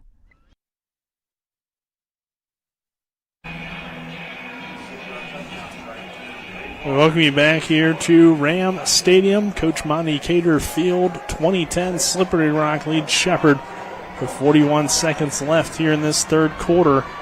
After a touchdown drive for the Rock, the kickoff goes into the end zone, so the Rams will take over on the touchback. But it ends up being a nice drive for Slippery Rock. They connect with the touchdown pass to McClure. And in total, it's a 13-play, 74-yard drive. Takes 8:15 off the clock. And our scoring drive summaries are brought to you by John Doyle for the Eastern Panhandle. So Travis Shepherd will have to answer here. Still plenty of time left in this ball game. And, of course, we had that 4th and 1, too, which was a controversial spot. Ends up leading to a Rock first down after a conference between the officials. And now we'll see what Shepherd can do with Fleck Powell looking to throw and firing deep for Jeremiah Taylor down the far sideline. He bobbles it in and out of his hands and incomplete. And that was the look that Shepherd was going for. They catch Slippery Rock in that cover two. Again, that corner to the play side. He's playing that flat. He's playing up. And that safety's supposed to help out over the top. And Jeremiah Taylor was able to get into that void. Fleck Powell throws an accurate pass and a very uncharacteristic drop coming from Jeremiah Taylor. Henwood was in coverage. If Taylor hauls it in, depending on the tackling, he might have scored on that play. Yeah, I don't think that Henwood was going to be able to get over the top in time to make a play on the ball. So instead, it's going to be 2nd down and 10 for Shepherd as they missed the opportunity. And Powell looking to sling the rock again. He'll roll and look deep, this time for Barry Hill. Hill hauls it in on the far sideline, and he got a foot in as well. So Shepherd gets the first down and more, moves the ball to the 49-yard line. So Leck Powell showing a little bit more confidence in his deep ball this game. Absolutely, and that time able to use his mobility to extend the play. There was no safety help on that time. That time Henwood comes up on the edge to take the wing back. Well, there's going to be a stoppage and play, a penalty, but a little bit more on that previous play. Henwood comes up to take care of that wing. Looked like they were matched up man-to-man, so when Leck Powell is able to get outside the pocket, Barry Hill knows what the assignment is. He's able to spin out, get down the sidelines, and give his quarterback a good target. And like there's going to be a penalty on Shepherd. Yeah, I believe a false start or illegal formation. And again, momentum has been hard to come by on the offensive side of the ball for Shepherd, so little miscues like that are going to just start to sting down the stretch. It's the final play of this third quarter. Our score, Slippery Rock 20, Shepherd 10. We'll take a 1-minute break. We'll have the fourth quarter after this. This is Shepherd Rams football on TV 10. We're back in 1 minute. Life is evolving. Over the past decade, the way we do almost everything has changed. Get on your phone, see something you like, click on it, and it shows up at your door. Why should the way you have your car serviced be any different? Why waste your time going to a dealership service department when Hagerstown Ford and Hancock Chevrolet will come to you? They service all makes, all models, and offer full parts and labor warranties. Hagerstown Ford and Hancock Chevrolet will come to your door or office and service your vehicle while you're doing what you need to be doing, conducting that business meeting or mowing the lawn. Why take time out of your busy schedule when you don't have to? Hagerstown Ford and Hancock Chevrolet's friendly, knowledgeable staff will come to you where you live or where you work for full service maintenance, from oil changes to tire rotations, brakes, batteries, multi-point inspections. They handle it all. Hagerstown Ford and Hancock Chevrolet is committed to delivering the best of the best to their customers. Trust them to service your vehicle where you're at home or at work. Skip the time-consuming and terminal wait at the dealership. Schedule your appointment at fordofhagerstown.com or hancockchevy.com. Fourth quarter, brought to you by the Skinner Accident Injury Lawyers, representing accident injury claims for over 50 years. Go to skinnerwins.com, as well as Smallwood and Small Insurance in Martinsburg, your total insurance solution at 121 Administrative Drive. Call 304-263-3361. Shepherd trying to drive down here, down 20-10. Alec Powell is throwing the ball pretty well in this game as he'll dump it down to Taylor underneath. Taylor gets a block from Swinehart. Taylor with a lot of room to run. He makes up for that drop there earlier, Travis, as he takes it deep into Slippery Rock territory as we begin this fourth quarter. Again, very similar play that Taylor hit on in the first half. And again, it's not going to be all on Powell. He has a talented wide receiving core, guys that can make plays after the catch. So just you're allowing him to get the ball out of his hands quickly. You're getting big chunk plays because you have good athletes when they get the ball in their hands in space. So again, more of that for the Shepherd offense. Swinehart's the back, and they'll toss it ahead to Cam Dorner, who finds the hole. Oh, nice cut. Juke move and takes a hit at around the 25-yard line. Coming up making that tackle is Josh Stokes, who we've already seen make some good plays on the defensive end for the Rock. Dorner just able to tiptoe his way through the traffic and pick up some nice yards again. Shepherd winning on first down. That makes everything so much better when you're able to keep your offense on schedule ahead of the chains. That allows you to get deeper into your playbook and put a lot more pressure on that defense. 6-yard gain for Dorner, 2nd down and 4. Go play action, dump it down to Dorner out in the flat, and Fisher really get the blocks out in front of him. Yeah, Fisher was a little bit slow to get to the party on that one, and Dorner just having to make something happen with no type of protection in the front. Dorner's a little bit gassed, so he's going to check out of the game. But coming up on 3rd and short, big 3rd down for the Shepherd offense. Jacob Snow makes the tackle, brings up a 3rd down, and about 2 for the Rams. Swinehart remains the back. 2 receivers to the far side. Hill going in motion. We'll hand it to Swinehart. Swinehart is good stopped. Tackle. Great tackle in open space. Gregory, the freshman, has already had a nice game. Yeah, redshirted for Slippery Rock last year. Attended Stal Monroe High School in Ohio. Was a 4-year letterman in football and wrestling. That time showing a nice double-leg takedown in the outfield. With Shepherd's young kicking game, this appears to be too long to attempt a field goal, as it would be about a 42-yard kick. So Rams going to go for it, and under pressure and sacked. It's Hill off the edge, beating Pelicano, and that will result in a turnover on downs. And for one of the few times we've seen this season, let Powell take a shot. And Hill just so quick off the ball. That was a slower developing play. Had that wide receiver cluster out wide. Not quite sure what they were trying to do with that action. It just took too long, and Hill just beat Pelicano to the punch. And like you mentioned, Powell hasn't been roughed up too much, but he certainly took a shot on that play. Big sack that time by the Slippery Rock defense. And with how the Rock has held on to the football in this game, Shepherd's opportunities are certainly limited, or at least on paper, with just under 12.5 minutes left and a 10-point lead for the Rock. And that drop by Taylor looked like it could be something that comes back to haunt Shepherd as this game wears on. We'll see how it plays out from here on out with Lawn in the gun, and if that plays even bigger, as it already feels big though right now. You're exactly right, Travis, as they run it outside with Dior, and Dior forced out of bounds by Batten and Greer. Good block that time by Cam Cruz. Greer was out there on the edge. We know he's tough coming in off the edge, but what you're not going to expect those defensive backs to do is set the edge. So he's coming up, and he crashes down inside trying to make the play, and Cam Cruz does a good job of recognizing that. Instead of a kick-out block, he logs him, seals him to the inside, and the running back was able to do the rest. 6-yard gain for Slippery Rock on first down. Under 12 to play in this fourth quarter, and Rams defense needing a stop here. Long will hand it off. Good cutback from the running back, Dior, and he's brought down. Dior just showing good vision on that play. That Slippery Rock offensive line doing a good job of getting locked in on those defenders, staying engaged and just washing them down, trusting their running back to see those open lanes, put his foot in the ground and cut back, and able to find those holes. Dior, again, just an all-around weapon in the backfield. Not only is he a stout runner in between the tackles, but also quite accomplished catching the ball out of the backfield, and you expect to see a heavy dose of those 1-2 punch running backs for Slippery Rock here in the fourth quarter as they try to salt this one away. Jack Brutus made the tackle, 1st and 10 for the Rock with 11 minutes to go.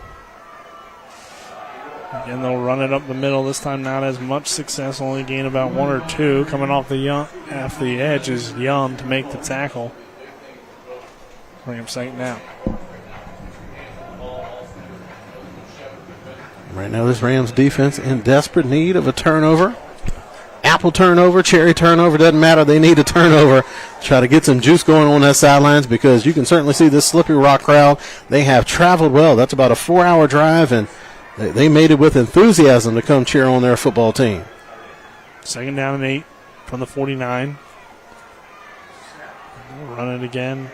This time it's Lawrence rumbling forward down to about the 46-yard line. So big 3rd down here, Travis.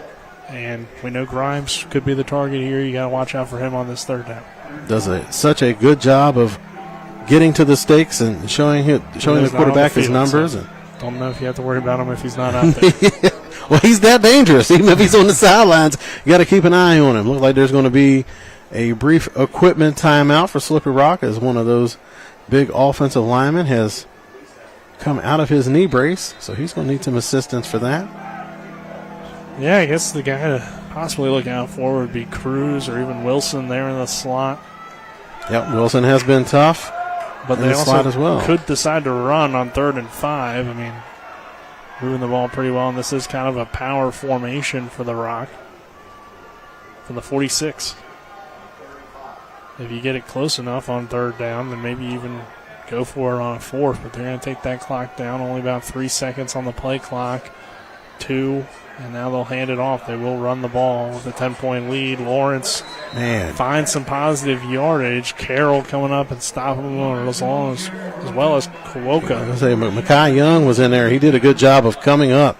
That was tough. That was a patient run, and when he cuts back, there's a lot of open space right there, and like we said, he's quite the shifty running back, and Young coming up, he delivered that initial blow to stop his momentum and forcing them into this 4th and short. Yeah, 4th and about 3, I'd say, here for the Rock. It's a gain 2 to the 44. Keep an eye on the left side of this offensive line. Cam Cruz, if he works across that formation, is going to get that kick-out block. They're going under center. I think they're just going to try to draw him off sides. And that's what they will do, and then burn the timeout. Honestly, at that point, you might as well just take the 5-yard penalty. It gives you more room to punt. But, well, I don't know. You might need that one also down the stretch. So the Rock burns a timeout. We'll take a 30-second break. This is Shepherd Rams football on TV 10. It's the new normal. You live, work, and play everywhere. Whether it's the family car or the family business, you need insurance that keeps pace with your changing life. Home on the job or working from home, peace of mind comes from knowing your whole world is covered. No matter what happens or how big it grows, whatever your new normal, Erie Insurance's award-winning service and personal agents can keep pace. Call your local agent today or visit erieinsurance.com for a quote. We welcome you back here to Rams Stadium. So, 4th down. The Rock will send the punting unit on out of the timeout. Nick Verzolini alongside me. Travis Smith, Daryl Miller, our onside producer. Dylan Bishop down on the sideline. Matt Miller and Kenny May, our cameraman. So Shepherd will have an opportunity here, Travis. Down by 10, 8:38 left. The Rock doesn't kill it too much. It's probably their shortest drive of the day, it feels like. Forced a punt here, at least one of their shorter ones, only about 3.5 minutes off the clock or so, but still killed some time, and Miles Greer will field it at the 10 and look to do something with it, but he's not going to go too far, only out to about the 15-yard line. So you already know Miles Greer is not the type to fair catch. He always sees a lane when the ball's coming his way. So, and that's something that Shepherd's going to need. They're going to need some big special teams plays. They're trying to dig themselves out of this hole here in the fourth quarter. Miles Greer is certainly one of those type of players that can supply those type of big plays. So credit to the Slippery Rock punt unit for getting down there and quickly wrapping him up. No reason really not to flip the field if you're Slippery Rock either, because Shepherd's had one long drive, and that was to start this second half. Other than that, the only reason they scored the touchdown is because you gave them the ball on like your own 32-yard line or so. Alec Powell looking to throw, dumps it down underneath. Wide receiver screen for Cam Dorner. And he finds positive yards, gain about 9 on the play. Shepherd having to go quickly, but some slow to get up players on both sides. So we'll have an injury timeout here. The Rock a little bit slower than Shepherd. So Dorner able to get back to his feet. Good job by that Shepherd offensive line getting out in space and leading the way on that screen. Again, that's what we mentioned with this Rams offensive line. They go out, they recruit a specific type of player for that offensive front. Smart guys that are athletic and do very well in space.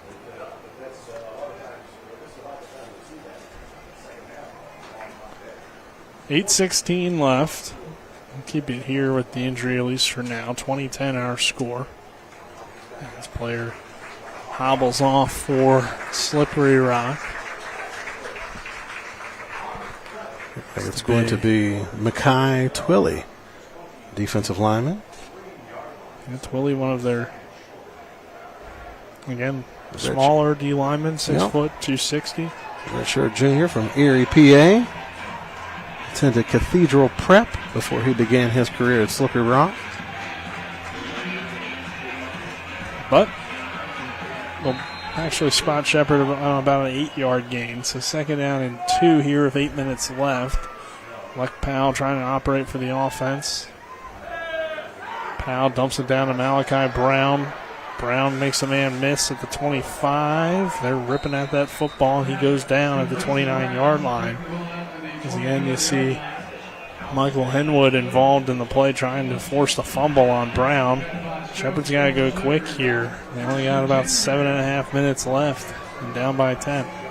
And a slight wrinkle on that play in the first half. When Shepherd scored that touchdown, they put Malachi Brown to that multiple wide receiver set. This time they put him away and able to get him out in the flat, matched up one-on-one. Powell takes the snap. Throws it underneath, complete to Barry Hill. Where he ends up falling down is going to be about a yard short of the first down marker to the 39. Shepherd back on the football. As they'll look to the sideline, get the play, get some subs out there as well. Fisher moving around the formation. 3 receivers come to the near side. And looking underneath for Batten, they now sling it out to him. Cordell catches it in and makes a man miss. First down and more. Cordell Batten, if you can get him the football. We saw him make some insane plays last year, especially early in the season. He is quite the athlete in space. And again, Shepherd moving the ball deep into the Rock territory. These past couple plays have really been in Powell's wheelhouse. When they go that multiple wide receiver set to one side, they go max protect in the box, so he's only having to read half of the field, and you can see that it kind of speeds up his decision-making process, allowing those wide receivers to get open and make something happen after the catch. 48-yard line. Powell now looking near side, complete to Jeremiah Taylor. Yeah, this has definitely been, even if you're going to look at it and say, well, Shepherd only has 10 points, 1 touchdown. Like Powell has looked much improved. Yeah. And I think Shepherd's offense will be okay. It's just kind of been a weird game for their offense. They haven't been on the field that much. And you're going up against a top-notch opponent. I mean, this is somebody that you're used to facing later in the year, so this is a big test early in the season. One wide receiver screen for Cam Dorner, who stopped at the 40-yard line. Coming up making that tackle was Ali Abdul Hakim. Slippery Rock, good job on that play. It was a screen to either side, and Powell electing to go back to his left to throw to the wide receiver on that play. And good job rallying to the football and not allowing any type of run after the catch. Did the Slippery Rock defense. So third down and manageable for the Rams. Now 3rd and 2. Powell will roll out to the right and throw it downfield for Taylor. Taylor pokes that ball out, but holds on to it and gets the first down. Making the tackle there was Faulkner, the 4th. And it brings up first down Shepherd as they continue to move the ball down the field, but the clock continues to roll. 5:15 left in this fourth quarter. Rams down 10. Again, you get Powell on the move, out of the pocket. Certainly seems comfortable, very comfortable, rolling to his right. Very accurate when he's on the move.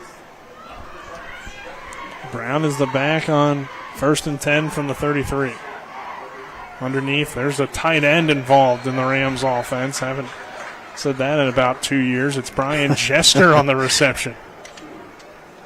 Since Brian Walker left, Shepherd really doesn't have that receiving tight end. They bring back all the guys they had last year, so we don't expect much from the tight end. And that could be a big piece. You got a young quarterback that's trying to feel his way. You give him a target with a good tight end over the middle, and it's going to open things up for those wide receivers. You know what you got out wide. If you're going to make a defense pay attention to you in between the hash marks, that's going to open things up even more. 4-yard gain.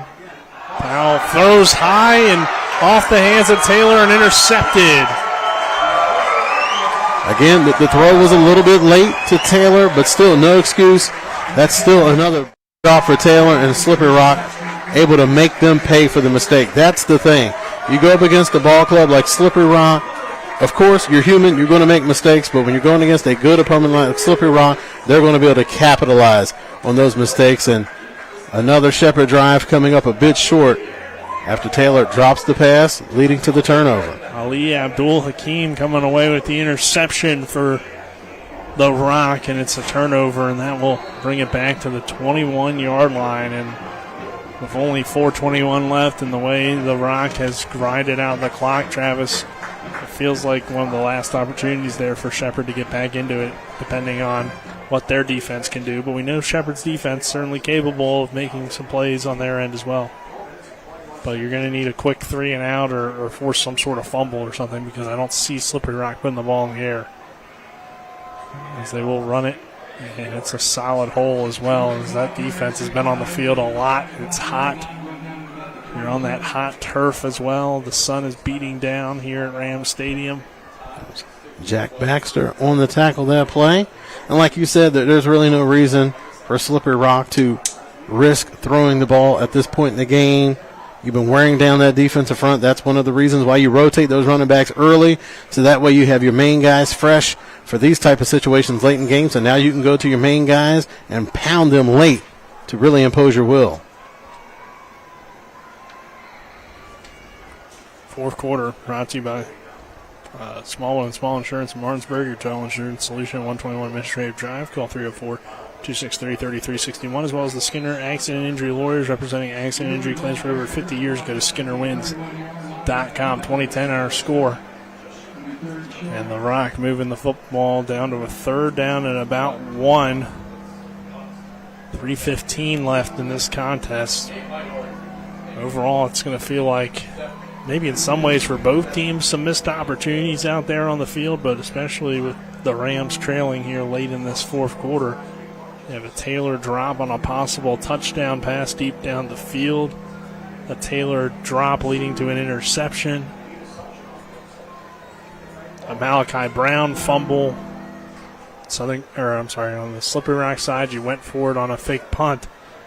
that gave Shepherd an opportunity. So, and you just didn't have very good red zone offense, but you still lead, and that's what's going to be the biggest takeaway for the Rock, is that they're most likely going to escape Shepherdstown with a win, but they will, I believe, have to give the ball back to Shepherd. I don't know if that run got there. It looks like it's not going to be ruled a first down, so it's 4th down here. Don't speak too soon. We thought that last time.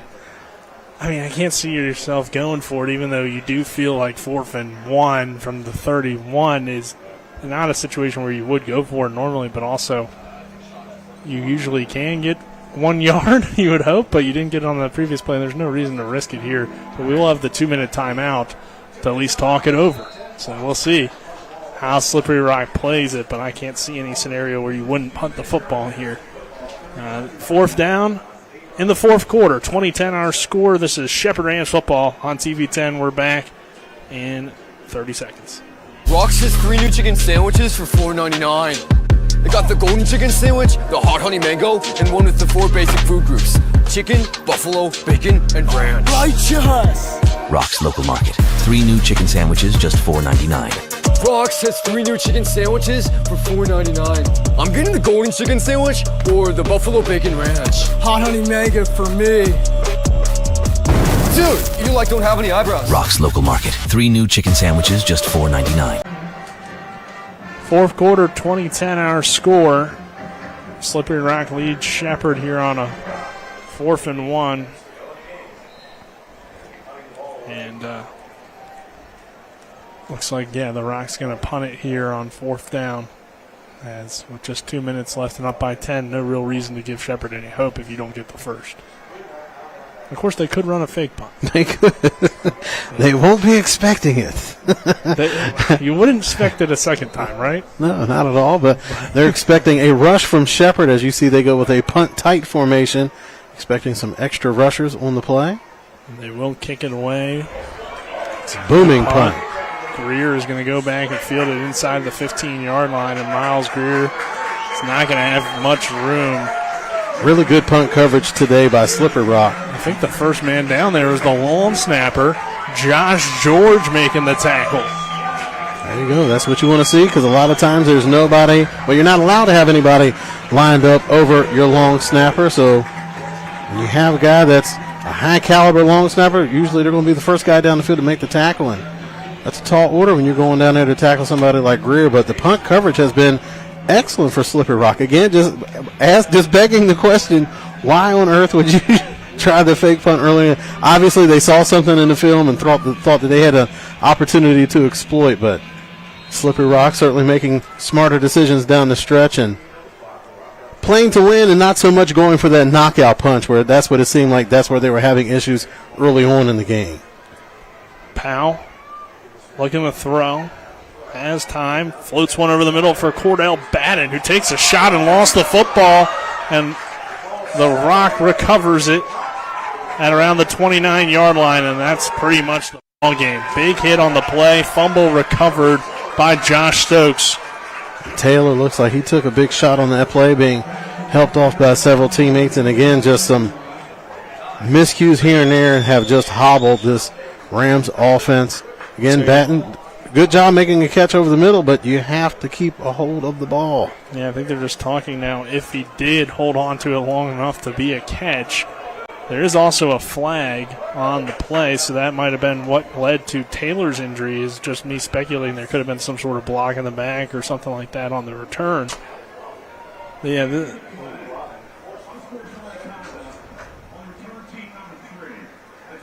okay, maybe it's because his helmet came off. So maybe they're saying that he took his helmet off and Stokes. So the unsportsmanlike, while it may not go down great for winning any sportsmanship awards for Stokes at the end of the season, doesn't really affect things too much. It's just farther back with 1:38 left. Shepherd does have all 3 of its timeouts, but they're down by 2 scores. So they'll have possibly an opportunity for one more possession, but not likely to get enough possessions left to come back and win. And at the end of the day, it's going to come down to turnovers, Travis. Absolutely, and again, you can't afford to turn the ball over in any game, but especially when you're going up against a high-caliber opponent like Slippery Rock, where they're going to be good enough to make you pay for those mistakes. So here's that full house formation we saw earlier in the ball game. All right, slight adjustment. Look like they might be going for more just a QB kneel at this point. Yeah, they would probably like to get one more first down to prevent any chance for a Shepherd touch. And there goes Lawrence running for the first down, and now we'll see the QB kneel down from here on out, you would presume, as Shepherd will burn its timeouts, but barring any... Good run by Lawrence, but you got to stay in bounds. Got to have a little bit of awareness on that play. Yeah, not the end of the world since he did get the first down, but yes, you are right. You do want to stay in bounds and get a little bit more seconds off the clock. Shepherd burned its timeouts. I'm not sure if they even ruled him officially out of bounds on that run or not, depending on where exactly I guess he got down, but it did look like he was going out of bounds. 2010 here, our score, minute 32 left. Shepherd running out of opportunities here, Travis, but next week against Clarion, we're back here at home for Ram football. Noon kickoff, 11:30 a.m. We'll go on the air as the Rams will try to bounce back from this one. And again, another thing to note, these PSAC West games do not affect, or at least they didn't affect in the past, your conference standings in terms of getting into the conference championship. The PSAC East games are what matters most. So I believe last year it was at Kutztown, and we were like sitting here and trying to figure out if Shepherd had any shot with the PSAC West, but it didn't matter. So West doesn't matter as much as your East game. So while it is going to hurt to lose this one, and obviously if you were to lose to Kutztown as well, your playoff chances are going to go down, but that's all down the line. You got to take care of one game at a time. Clarion next week. Again, noon kickoff, 11:30 a.m. pregame show. And of course, I mean, you want the win, but it really doesn't change anything as far as your season goals. Yes. Like you still have a chance to be in the PSAC championship. You still possibly have a chance to earn a berth for some postseason play. So, again, you have an opportunity to see what works, what doesn't work. There are plenty of positives that this Rams team can take out of this game, but certainly some areas that they're going to have to address moving forward. Yeah, I mean, if you win out or maybe even with a loss to Kutztown, you can still get in as a two-loss team. The PSAC gets about 3 or 4 teams each year in that playoff. So, yeah, it's not the end of the world. And I think Shepherd showed enough in this game that they look like a team that's going to get better throughout the season. And if that does happen, who knows how far they can go. But I think they competed today. It's just Slippery Rock made more plays and made less mistakes overall. So it's just a really good football team. It's a tough.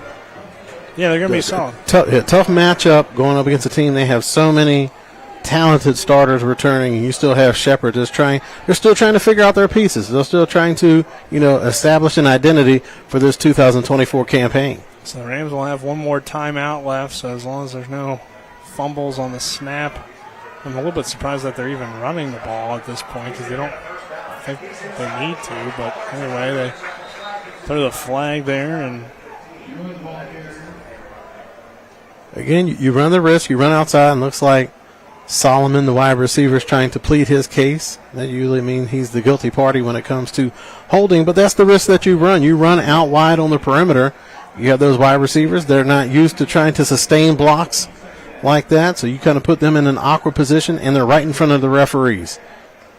Then you factor in wide receivers got white gloves. They're going up against defensive backs that have dark-colored jerseys.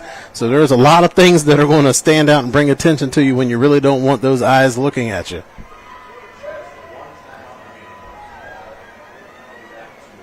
Yeah. Back things up here a little bit, but again, not super significant at this point in the game.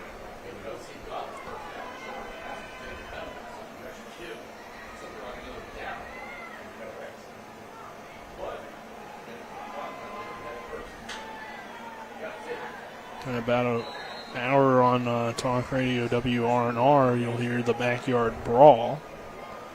For those of you maybe wondering about where you can listen to that one between Pitt and WVU, we'll have it for you on Talk Radio WRNR. But anyway, this game continuing here and run outside. Young makes the tackle inbounds. Shepherd has one timeout left, so they burn it here. And then we'll just wait a kneel down and pretty much be the end of the game. I guess Slippery Rock, while they are still running, is technically Shepherd could get the ball back on a 4th down since they'll have 1:10 left here, so knee will only take you down to about 35 seconds or so left in the game after this kneel down. But it's all but over, I guess you could say. Down 2 scores.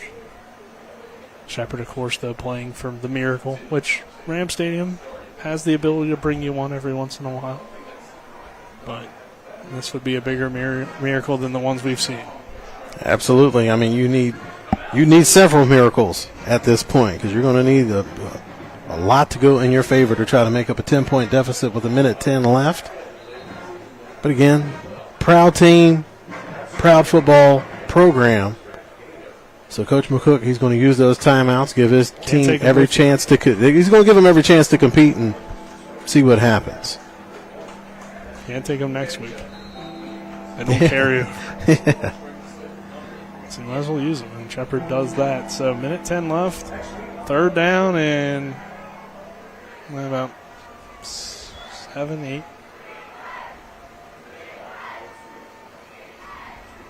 We run Dior. Dior doesn't find much room. Good tackle there from Cole Scott.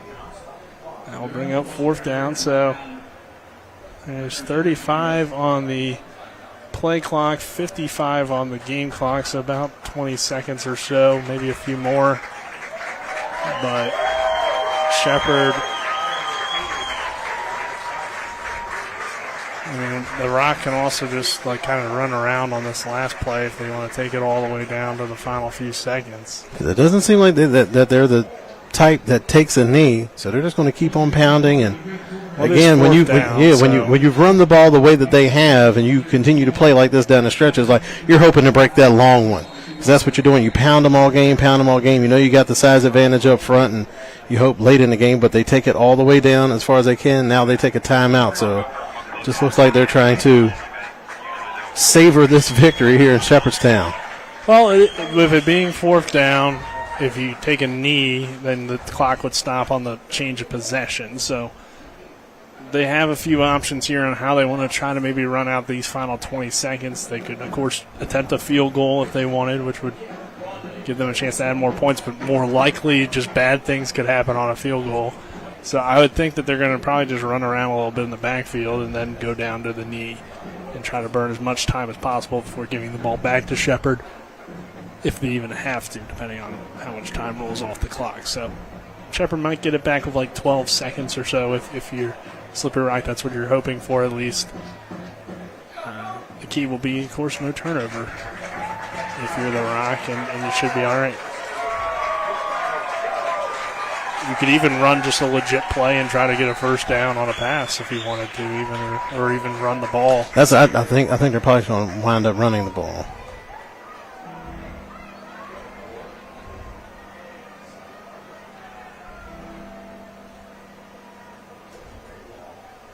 So 4th down.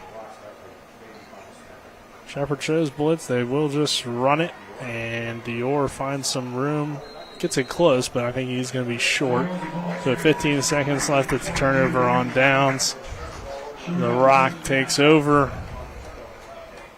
I'm sorry, Shepherd takes over from the Rock. But the Rams probably don't have too much time here to get anything, but they're going to try to at least, see again. If you break something here in an onside kick, it's not completely over being a 2-score game, but you're just running out of time here, 15 seconds.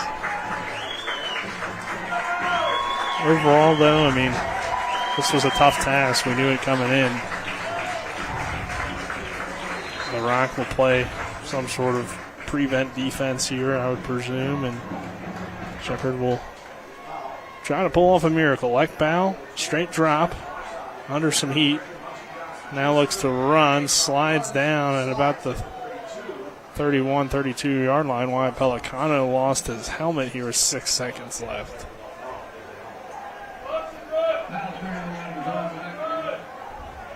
On the 1st down, the clock stops. For those of you not aware, here's some people yelling clock should run. They won't start running until they spot the ball. Yeah. It was not a first down, though, so I guess it should run. Yeah. But, yeah, there's the end of the game. So there's the 10-second runoff happened there at the end with the helmet coming off, I guess, is what ends it. But either way, I mean, there was only 6 seconds left for Shepherd. They had to get right back on the ball. So the Rams fall to 1-1 on the year. Slippery Rock improves to 2-0 with the 2010 victory. And we'll see. It looks like Dylan Bishop's going to try to grab Coach McCook here after the game. So we'll keep it here momentarily. And Dylan, if you are able to grab Coach McCook, we'll have you take over here. But we'll just keep it here for now. And Shepherd falls 2010. Travis, I guess just your initial thoughts on this one. We knew it was going to be a tough game coming in to today's contest. Two programs in much different areas where you have a Slippery Rock team that had a fantastic season last year, and they're coming back pretty much fully loaded, looking to add on to that success that they had last year, whereas Shepherd, losing a lot over the past couple of years, still having a successful season last year, but a lot of question marks surrounding the program coming into this year with a lot of new faces, a lot of inexperienced faces in key positions, and that kind of proved to be the difference in today's ball game. Again, some miscues on that Shepherd Rams side, and again, you can't make mistakes against an opponent like Slippery Rock because they're going to be able to make you pay each and every time that you do, and that was the difference in the game. Just the turnovers and the miscues on Shepherd's side just proved to be fatal down the stretch against a quality, disciplined opponent like Slippery Rock. Yeah, it's a good Slippery Rock program. We know what they're used to doing. Shepherd doesn't return all that much, but looks like Dylan's got Coach McCook, so Dylan, go ahead whenever you're ready.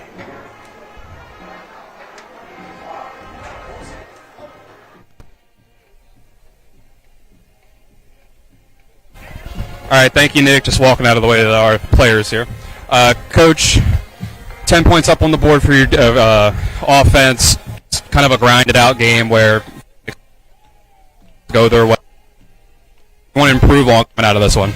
I have a feeling when we watch the tape, we're going to see a lot of mistakes we left out on the field. Obviously, 3 turnovers. Yeah, I mean, those are mistakes you can't make when you're playing a good football team. We'll have to come back to work tomorrow and get ready for the next game. Did feel like there's some good things. What do you think some of those are? Credit to Slippery Rock. They got a really good football team. They're well coached. They got good players. They play hard, play with a lot of effort and energy. We'll find things that we can do better so we can really compete at a high level. Finally, I'll ask you about your quarterback, Lek Powell, making his first home start. What'd you see from him? How'd you feel he did? Because I think a lot of people would expect the strengths to be the run game and the defense, but I think Lek had a good game out here for himself. I think Lek, again, is getting better each week, and we just need him to continue to do that. We'll watch the tape and go from there. All right, thanks. Thank you.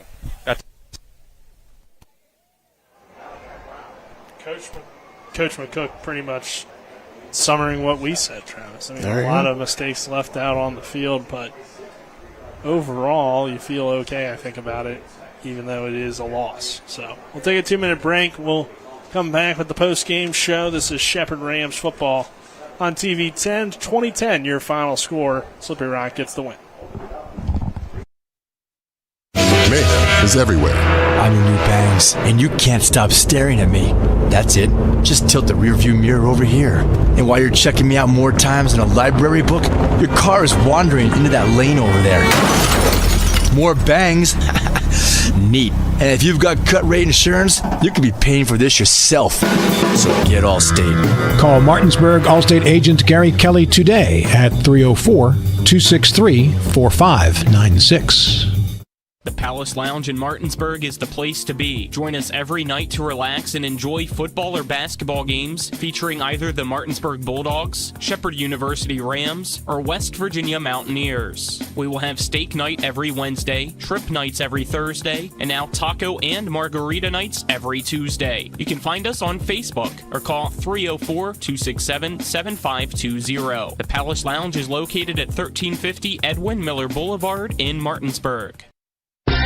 Yeah. Hey, it's Cody from Cody's Auto Body. You're a potty mouth. But we do a really great job fixing cars after an accident. I know, but you're still a potty mouth. I'm possibly the best friend you could ever have. You are, but potty mouth. If you need your car repaired, come to Cody's Auto Body, located at 851 Wilson Street in Martinsburg. Because that's Cody's with a T for f***ing trust. See? Potty mouth. Ugh, leave me alone.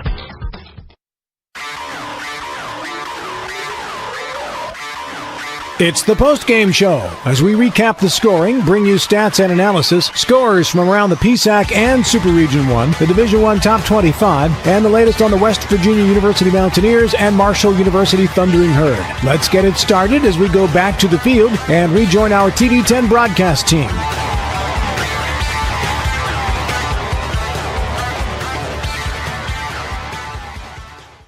To Ram Stadium as we roll into our post-game show, which is brought to you by the Palace Lounge on Edwin Miller Boulevard in Martinsburg. A full lunch and dinner menu with daily specials and a clean, comfortable atmosphere. Check out the menu on the Palace Lounge Facebook page. We'll first start with our post-game stats, which are brought to you by RAI Properties.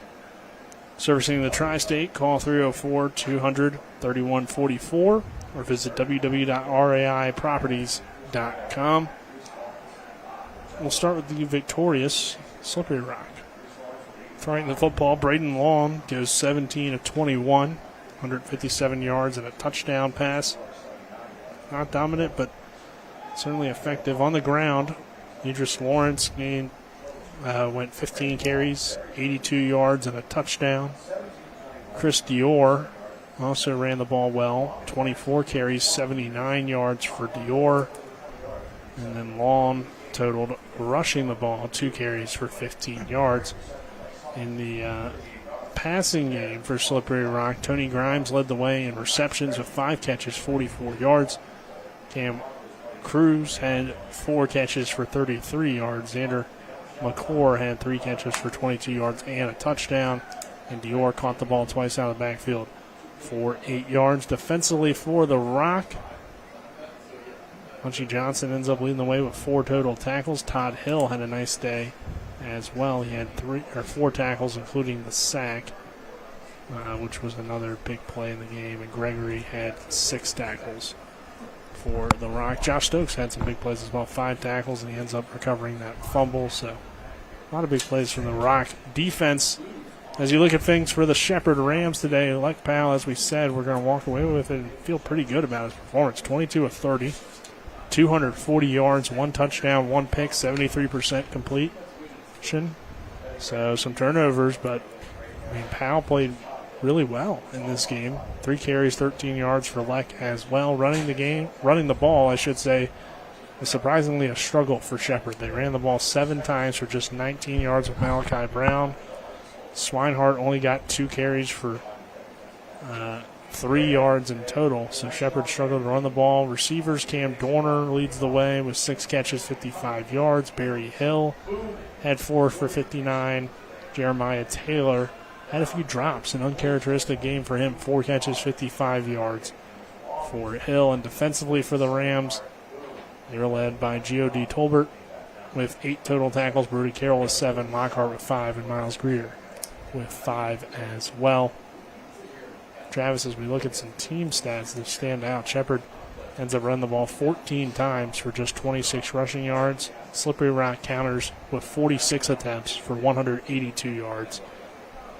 That feels like one of the biggest differences in the game. And then, of course, the time of possession, 49 minutes, 18 seconds for the Rock, 19 minutes for Shepherd. So when you're able to run the ball that many times, even if you don't get a large total as far as like total yards, when you're able to run the ball that many times, that just tells me that, one, you're able to wear the defense down and you're able to keep your offense on schedule so you're not forced into critical passing situations. So just being able to stick with the run and maintain the run, it's going to pay dividends down the stretch. And like we mentioned, the time of possession was lopsided in favor of Slippery Rock, and due in no small part to the way that they were able to establish the run early and stick with it throughout today's contest.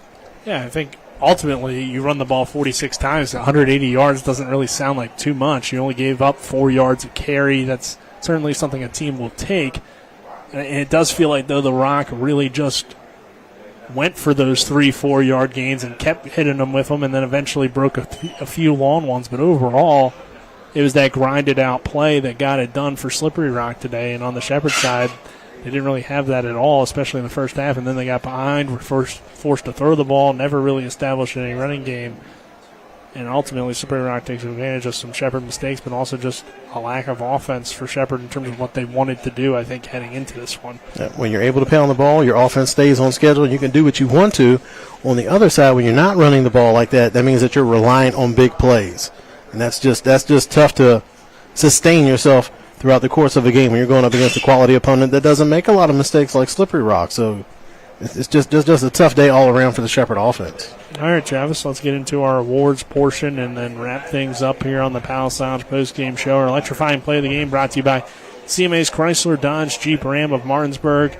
Stop in and see them today at 48 Kelly Island Road or call 304-263-8821. Proud to be the owners who just care more. What's your electrifying play of the game? My electrifying play of the game is the 32-yard touchdown run by Idris Lawrence in the first quarter. Just set the tone for the type of game that we were going to watch today. And again, Idris Lawrence, on top of that long touchdown run, just had a solid overall performance. 15 carries, 82 yards for a touchdown, 5.5 yards per carry. But again, the play of the game, the 32-yard touchdown run for Idris Lawrence. Collision of the game brought to you by Cody's Auto Body at 851 Wilson Street in Martinsburg. Family-owned, offering superior customer service and great pricing for a job done by experienced, certified technicians. Call 304-901-4777 or visit their Facebook page. It's got to go to Gio DeTolbert. He came up and just lowered the boom and a big hit in the second quarter with 8:53 left, and he ends up the day with 8 tackles. But the biggest tackle came in that second quarter at the 8:53 mark. He really came up and brought the wood on that one. And then finally, Travis, our player of the game brought to you by CMA's Martinsburg and Winchester dealerships. Again, proud to be the owners who just care more. Player of the game, again, we're going to go back to Idris Lawrence. He really just set the tone for this Slippery Rock game and just let you know that it was going to be a ball control, ground and pound type of attack, and he led that attack for Slippery Rock today. So my player of the game, Idris Lawrence. Fair enough. So that will do it here for us from Rams Stadium. Once again, your final score, Slippery Rock 20, Shepherd 10. Rams are back in action next week for a noon kickoff, 11:30 a.m. pregame show against Clarion. But for Kyle McLaughlin back in the studio, Matt and Daryl Miller, Kenny May and Dylan Bishop, Travis Smith, my color analyst, I'm Nick Verzolini saying so long here from Rams Stadium. We'll send it to Colin on the other side of this 2-minute break with your postgame scoreboard show. This is Shepherd Rams football on TV 10. Have you been smoking? I can smell it. Hickory. I'm gonna watch you smoke the whole pack. Shop now and save at Orsini's today. Have you been smoking? I can smell it. Hickory. I'm gonna watch you smoke the whole pack. Shop now and save at Orsini's today. With 4 new car dealerships and 4 used car dealerships in 3 states, Parsons is the largest used car and fastest growing new car dealer in the tri-state area. Take Parsons Ford with huge savings on hundreds of new Fords, financing from 0%. Parsons' goal of financing for all, and Parsons' famous above-market trade-in allowances that help make Parsons #1 for used cars too. See why so many won't buy anywhere but Parsons Ford in Martinsburg. We became #1 by making you #1 first. Parsons. One of the questions lawyers get asked the most is, what is my case worth? I'm Steven Skinner, and this is my brother Andrew with Skinner Accident and Injury Lawyers. The truth is, it's very difficult for a lawyer to pinpoint a number because every case is different. We get to know each situation and we'll give you an idea of what your case is worth and why. The sooner we get involved, the better we can do getting you the compensation you deserve. Google Skinner Lawyers or go to skinnerwins.com. We'll treat you like family. I'm John Doyle. I'm running for the state Senate in the 16th Senatorial District. I served in the House of Delegates, and I think you can see by my record that I stand for clean air and clean water and good public schools. And I want to restore reproductive freedom for the women of West Virginia. I served in the United States Army in Vietnam, and I'm a graduate of Shepherd University. And I ask for your vote on November 5th. Authorized by Doyle for the Eastern Panhandle. Alan Stern, Treasurer. We welcome you into the post-game scoreboard show on TV 10 and WRNR TV on YouTube as our game comes to an end. As number 10, Slippery Rock, defeats Shepherd by a final score of 20-10. Colin McLaughlin here, going to take you now to some scores from other games going on in the Pennsylvania State Athletic Conference. Final score, Kutztown, the number 9 team in D2, gets a shutout win by a final score of 26-0 against Edinburgh. 38-21, a minute remaining. California University of Pennsylvania leads Westchester. Cal U has the ball, just trying to run out the clock and get the win on the road to improve to 1-1. Westchester will drop to 0-2. 9.5 minutes remaining, in quarter number 3. It's Clarion leading by a touchdown against Shippensburg, 21-14. And with 5 minutes remaining in the second quarter, Bloomsburg leads Seton Hill by a score of 7-3. And then tonight, 6 p.m., it will be IUP at Lockhaven and Gannon at East Strasburg. So that's your PSAC scores. We'll now switch over to some NCAA Division I top 25 games going on right now before we wrap things up. Number 4, Alabama leads Wisconsin 35-10. Number 13, Oklahoma State leads Tulsa 38-0. Number 16, LSU trails South Carolina 24-22. Number 17, Michigan leads Arkansas State 28-3. Number 6, Missouri leads Boston College 24-14. So there you go. That's our post-game scoreboard show as we wrap things up here on TV 10 and WRNR TV on YouTube. Again, our final score, Slippery Rock 20, Shepherd 10. Next week, Shepherd back at home.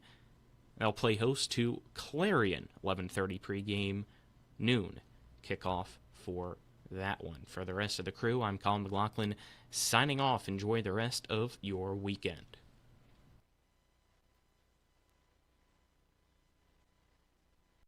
You've been watching coverage of NCAA Division II football featuring the Shepherd Rams in the Pennsylvania State Athletic Conference. Today's coverage is brought to you by Orsini's Home Store, Century 21 Modern Realty Results, Cody's Auto Body, The Palace Lounge, CMA Honda, the Berkeley County Health Department, Skinner Accident and Injury Lawyers, Brown's Funeral Home and Cremations, Hagerstown Ford, the Mansion Ferretti Law Firm, the Mirius Group of Financial Advisors, Bodwell Insurance Solutions, W. Harley Miller Systems, Smallwood and Small Insurance Agency, CMA Chrysler Dodge, WVU East, the law firm of Burke, Schultz, Harmon, and Jenkinson, RAI Properties, Parsons Ford, Rocks, John Hardy, Ollie's VIP North, Gary Kelly Allstate, and Panhandle Dumpsters. TV 10 Sports thanks you for watching today's game. All rights reserved.